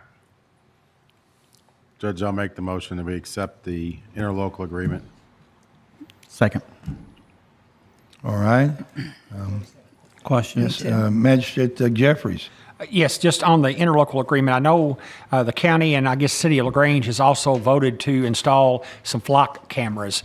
Will this interlocal agreement allow the data sharing between our flock cameras and theirs? And, you know, does that have any effect on this interlocal agreement? No, sir. Okay, that's separate. Just link Yes, sir. NCIC. Okay. All right. Is there any reason why I'm not a member of this board? It's the OCD board, Judge. We did it when they had link NCIC many years ago in the. I mean, I think it's inappropriate. A magistrate is a member of the board, but not the county judge. Well, that's the way it was originally set up. It's been, that Steve Greenwell was on it prior to, I'm on it now, and you appointed me to that board. Well, I mean, we don't have the mayor on there. I guess it doesn't matter, but I don't think, I apologize. That was. I know, it's not your fault. That's just, that's So, what you found when you got here. Chief Smith or Kevin could speak to this more when prior to the board, where the board was set up when Link NCIC had to have a governing board. But that's since changed because now Link NCIC's responsibility is under the direction of the police chief, correct? That is correct. Yes. But we have to have an interlocal agreement to share the data amongst our dispatch and the Oldham County Police Department and the LaGrange LaGrange, Police yes, sir. Department. Okay. Question. Am I explaining that right? Okay. Okay, I mean, we've gotten along so far. Yeah. I haven't had a problem in 12 years, so I don't think I'm going to have one next year either, you know. All right, Magistrate Hawkins. I'd like to see the motion amended per the approval of Mr. Baxter, our county attorney, because there's not a signature on this cover page yet. See it what? I'd like to have the motion be amended per the approval of Mr. Baxter, our county attorney, because the cover sheet doesn't have a legal counsel signature on it. I just got it today. You just got it today? Okay, I see it. Okay, it's not in our packet, so disregard. Okay, We've got it. thank you. All right, Magistrate Logston. So when PV Valley hires their new police officer, will they have to amend this to add them back in? Yes, sir. Okay. And that would allow for them to have the access to the information in Lincoln NCIC. Magistrate Dye. Well, Judge, you're not on the list, like you said, you and the mayor, but, you know, you got to sign it on the 4th page, so you still got some juice here. Okay. I know. Well, you know, I like to get my nose in everything if I can. You got too much to do already. I know. You talking to me? All right. We have a motion to approve this? Yes. Yes, all right. Any further discussion? All in favor, please say aye. Aye. All right, motion carries. Thank you. Parks Committee, here we go with the slide replacement at Wendell Moore. Who would like to mention losing it? $60,000 again. Judge, Gary, are you going to help present this, or? Okay. During the original review of the Aquatic Center, as they were doing some deconstruction of around the pool, they noticed that the current tower and slide would need to be replaced. Some of the bolts are rusted through. That didn't come up through the original inspection. It just came up as they were tearing it out. And we've gotten a couple of proposals to replace that. One is a 20.4 foot slide that has a 160.7 foot ride path, and the other option is a 24 foot slide that has a 180 foot ride path. We had some money in the budget to reline the slide, which was about $60,000 that we're going to be able to use for credit. And in next year's budget, they already went ahead and put in $300,000 to replace this slide. But our options today is do we want the 20.4 or do we want the 24-foot slide? The tower would stay the same. It's just the length of the ride path. The Parks Committee reviewed both of these. We actually looked at several other options, but we're going to recommend the fiscal court. We prefer the 24, but we would need to go with the 20.4. The price on those, the 24-foot one with the 180-foot ride path is about $410,000, and the 20.4 is $360,000. And then, of course, you take that extra credit off of there, and the $300,000 we have in the budget. There's very few 24-foot slides in the area, and the park committee felt like a 24-foot slide would really have a good wow factor when you're going into the pool. So recommendation from the park committee was we'd like the 24-foot at 410,000, but we'd settle with the 20.4 foot slide if that's what fiscal court voted for. All right, is there you made a motion to accept the longer slide. 24 foot at 410. Right, and then 24-foot it doesn't- slide. Is there a second I'll on second that, Judge. Second, all right. Is there any discussion on this? Yes, Judge. All right, Magistrate Likens. Is this in our budget? 300,000 of it was in this next year's budget that starts in July. And then we'll get a $60,000 credit that was already in the aquatic center budget for the pool replacement. There's we are $360,000 in the budget. Basically, Total. yes.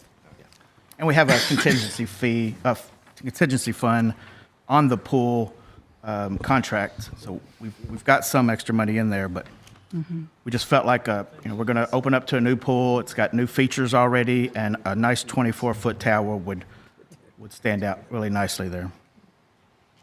Somebody else, who was it, Magistrate Dye? So what is, the motion is to do with the cheaper or the more expensive? 24-foot at 180-foot ride path for 410,000. That's what you're asking? That was a more expensive one, right? Okay. Bigger. Well, if you remember the last time we talked about this, I voted against the pool, and the reason was y'all hadn't spent enough money yet. I will vote for this because you're finally getting up there where you're spending enough money. Thanks, There you Magistrate go. Dye. Refreshing. Magistrate House. That's a wow factor right there. It's on. That's I agree. Are there any more permits or any more maintenance that has to be done with the bigger slide? Anything over 15 feet has to be inspected by the state anyways. So unless we went in with 15 or lower, we would not have to do an annual inspection. But regardless if we're 20.4 or 24 foot, we'd still have to have it inspected every year. Okay. Do we need more staffing because of the size of the slide? Actually, no, and Gary may have, but we actually don't need as many staff because we took out that Bridge. bridge because there was some site I'm not talking about for that. I'm talking about for the slide. No. Same water pump, everything will No, be the you same. will not. You will still have a aquatic assistant at the top and a lifeguard at the bottom.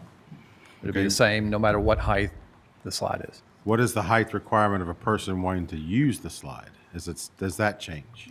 It should not, 48 inches or 4 feet is our height now. It shouldn't change with the higher one.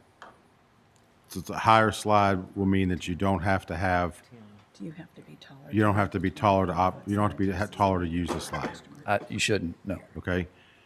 Then. I mean, I can look into that more, but I don't Okay. see why. Charlie Snyder. What about the height of the slide? Does that change our insurance requirement? That I don't know. Answer urgently, please. I should.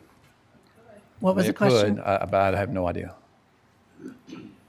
Gary, what are the steps made out of? They look like wood in this picture.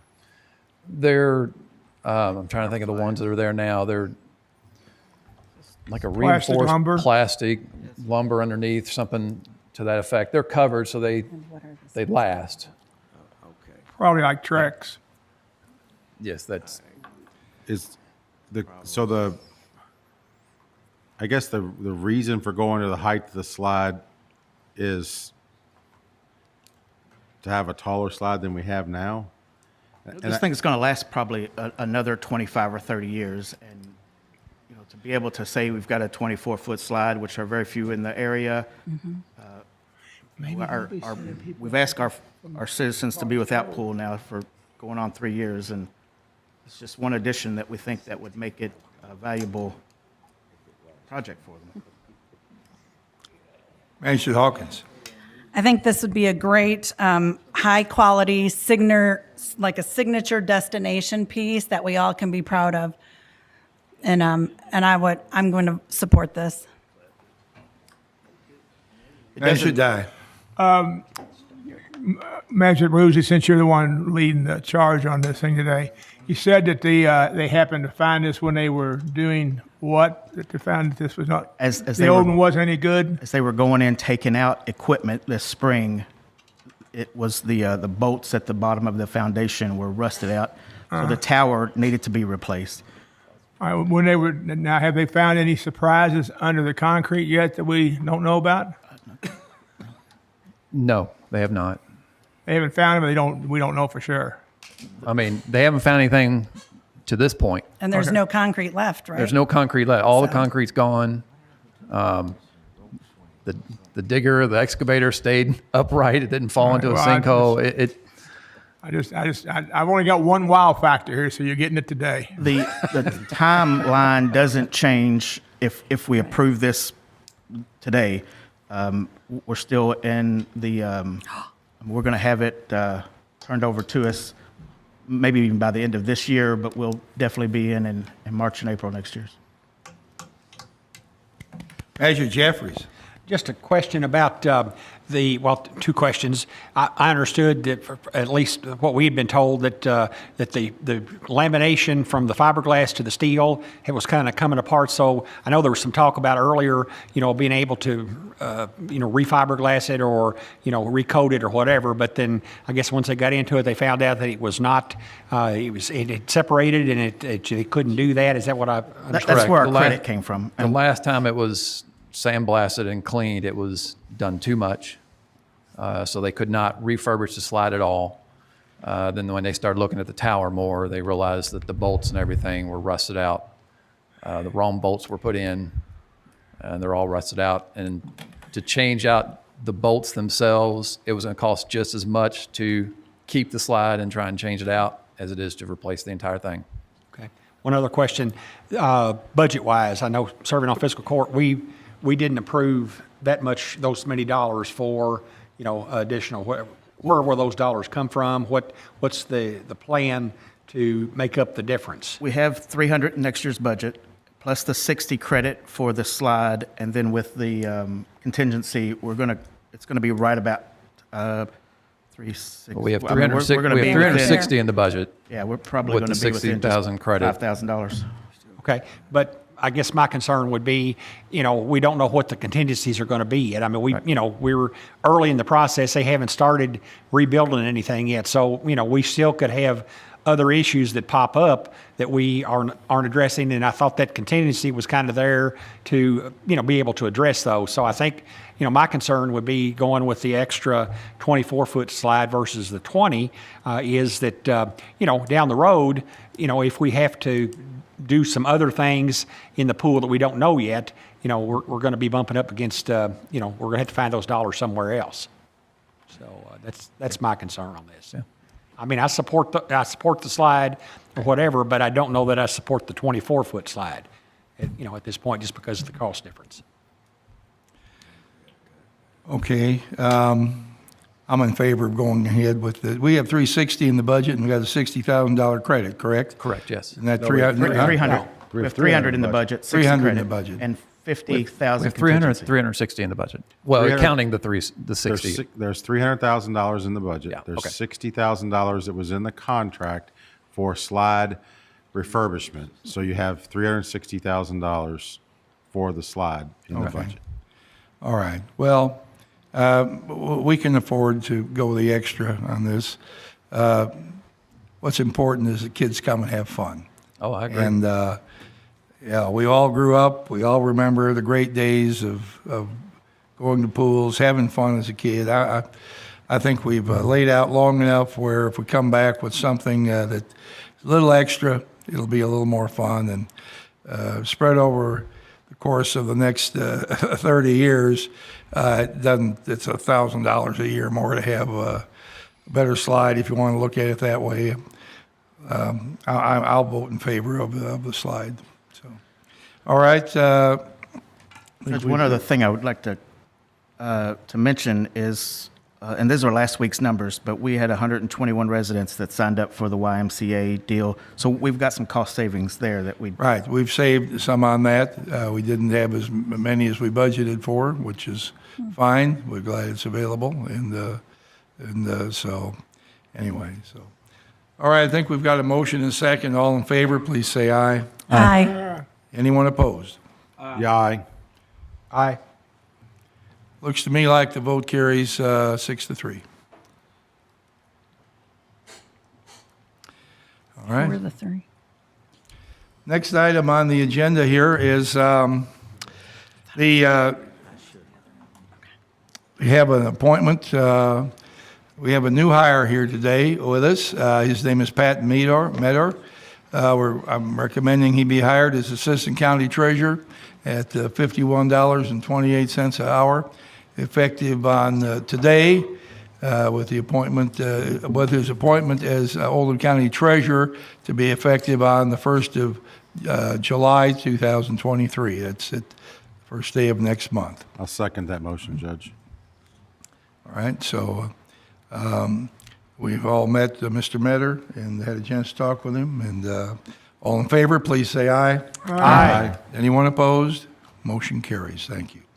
And of course, with the announcement of hiring an Assistant County Treasurer to be County Treasurer, well, that also means that we have to, unfortunately and regretfully, announce the retirement of our current Treasurer, Melissa Horn. Melissa's been with us for 13 years and has done an outstanding job. Is certainly, in my mind, one of the most outstanding treasurers in Kentucky, possibly the most outstanding. We don't know who else is out there, but we wouldn't trade Melissa for anyone. So thank you, Melissa, for everything you have done for us for the last 13 years. Your leadership and dedication will be with us for a long time to come. So thank you, and best wishes to you as you leave at the end of this month. So thank you very much.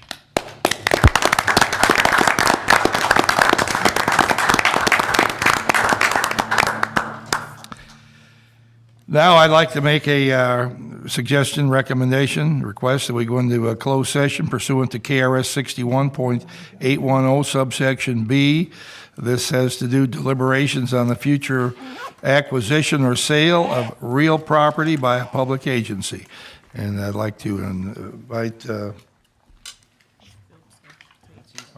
the following individuals are going to be joining us in the executive session, along with Melissa and Pat Medor and Deputy Judge Kevin Nuss, Chief Smith, Chief Wakefield, Mr. Tate, of course, and well, you've got Kevin on here. Okay, so well, make a motion. We go into executive session. Judge, before we do that, would you like to announce our guest that just walked in?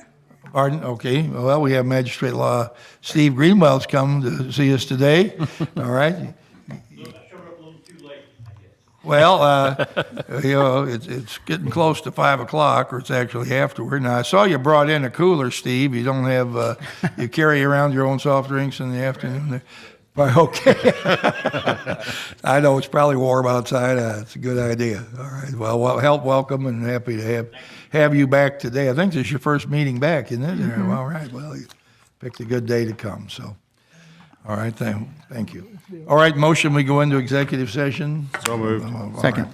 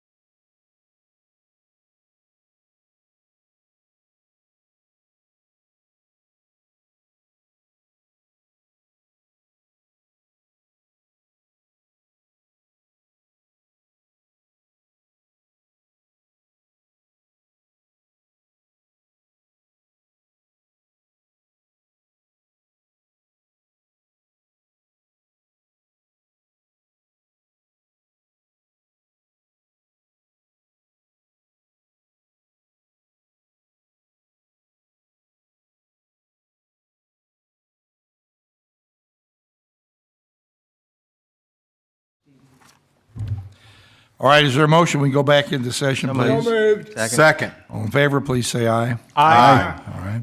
Believe, is there a motion that allows me to pursue the details associated with a potential property purchase? So moved. Second. All in favor, please say aye. Aye. Anyone opposed? Motion carries. Thank you. Now, I'd also like to have the court approve a meeting on the 2 p.m. on June 29th for a special meeting. That'll be our last meeting of the year. That's our cleanup all problems remaining from this fiscal year and all expenses and everything. So that would be on June 29th, a week from Thursday, here. Is there a motion to have a special meeting at that time? All right. Second. All in favor, please say aye. Aye. So moved. Thank you. Now we'll wind up with a few comments at the end of the meeting, and I guess we'll start with Magistrate Likens. Nothing, Judge. Magistrate Tice? Nothing for me today either. Okay. Magistrate Woosley? I do. Hang on just a second. Okay.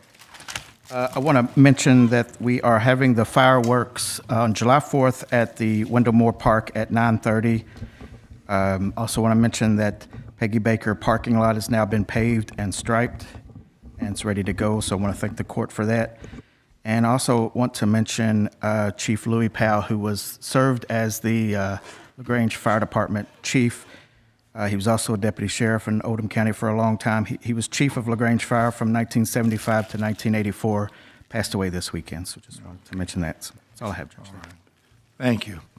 Magistrate Jeffries? Not a whole lot. Just wanted to welcome our new county treasurer, I guess, or officially, I guess, be end of the fiscal year. But anyway, just excited about being able to work with him, and certainly have enjoyed working with Melissa on the short term that I've been a magistrate. But she's been very outstanding help and on the finance committee, and so thank you, for me or whatever on that. And I'd like to say I look forward to working with our new treasurer. So that's all I have, Judge. Thank you. Magistrate Hounds? Nothing at this time, Judge. Thank you. All right. Magistrate Hawkins? Nothing today, Judge. Thank you. All right. Magistrate Dye? Nothing today. Okay. Magistrate Logsted? Well, let's see. Nothing today, Nothing today. All right. I do want to recognize Operation Parent has moved to a new location on First Street in LaGrange. I don't know the exact, 209 South First. And wish Jean Shum and her team of people great success in the new location. Operation Parent was an idea that Jean had and has grown that idea successfully to be a national program to help parents understand, work with, and guide their children as they grow up on some of the difficult issues that are facing kids these days. We did mention the fireworks on July 4th. I heard 9:30. Is it 9:30 or 10 o'clock? Somebody tell me. 9:30 was what I was told today in Parks. That's what Gary's told us today. All right, 9:30. All right, we've got to correct that on our digital signs we have out there. I think Tara's doing a great job on our digital signs. When you see them, they really look nice, and there's thought put into them, and each one is interesting, and I think does a really good job of communicating. At our fireworks this year, we will have music provided by Crossroads LaGrange. That is a streaming internet site based here in LaGrange on Main Street. Chris McGill is trying to get his station off the ground. Somebody said, "Well, what's the call letters or number on the dial?" Well, there is no number on the dial. You have to put Crossroads LaGrange in your web browser, and you will find it. And the music is been selected to coordinate with the fireworks on the 4th of July. So I think that's going to be a great addition we have there. So those are some things that I have, and I appreciate everybody's cooperation, and we welcome our new treasurer, Pat Medor, and we'll have Melissa here for one more meeting. Okay, one more meeting. That's one more. Okay, and So, all right, and that'll be next Thursday. So, is there a motion to adjourn? So moved. All in favor, please say aye. Aye.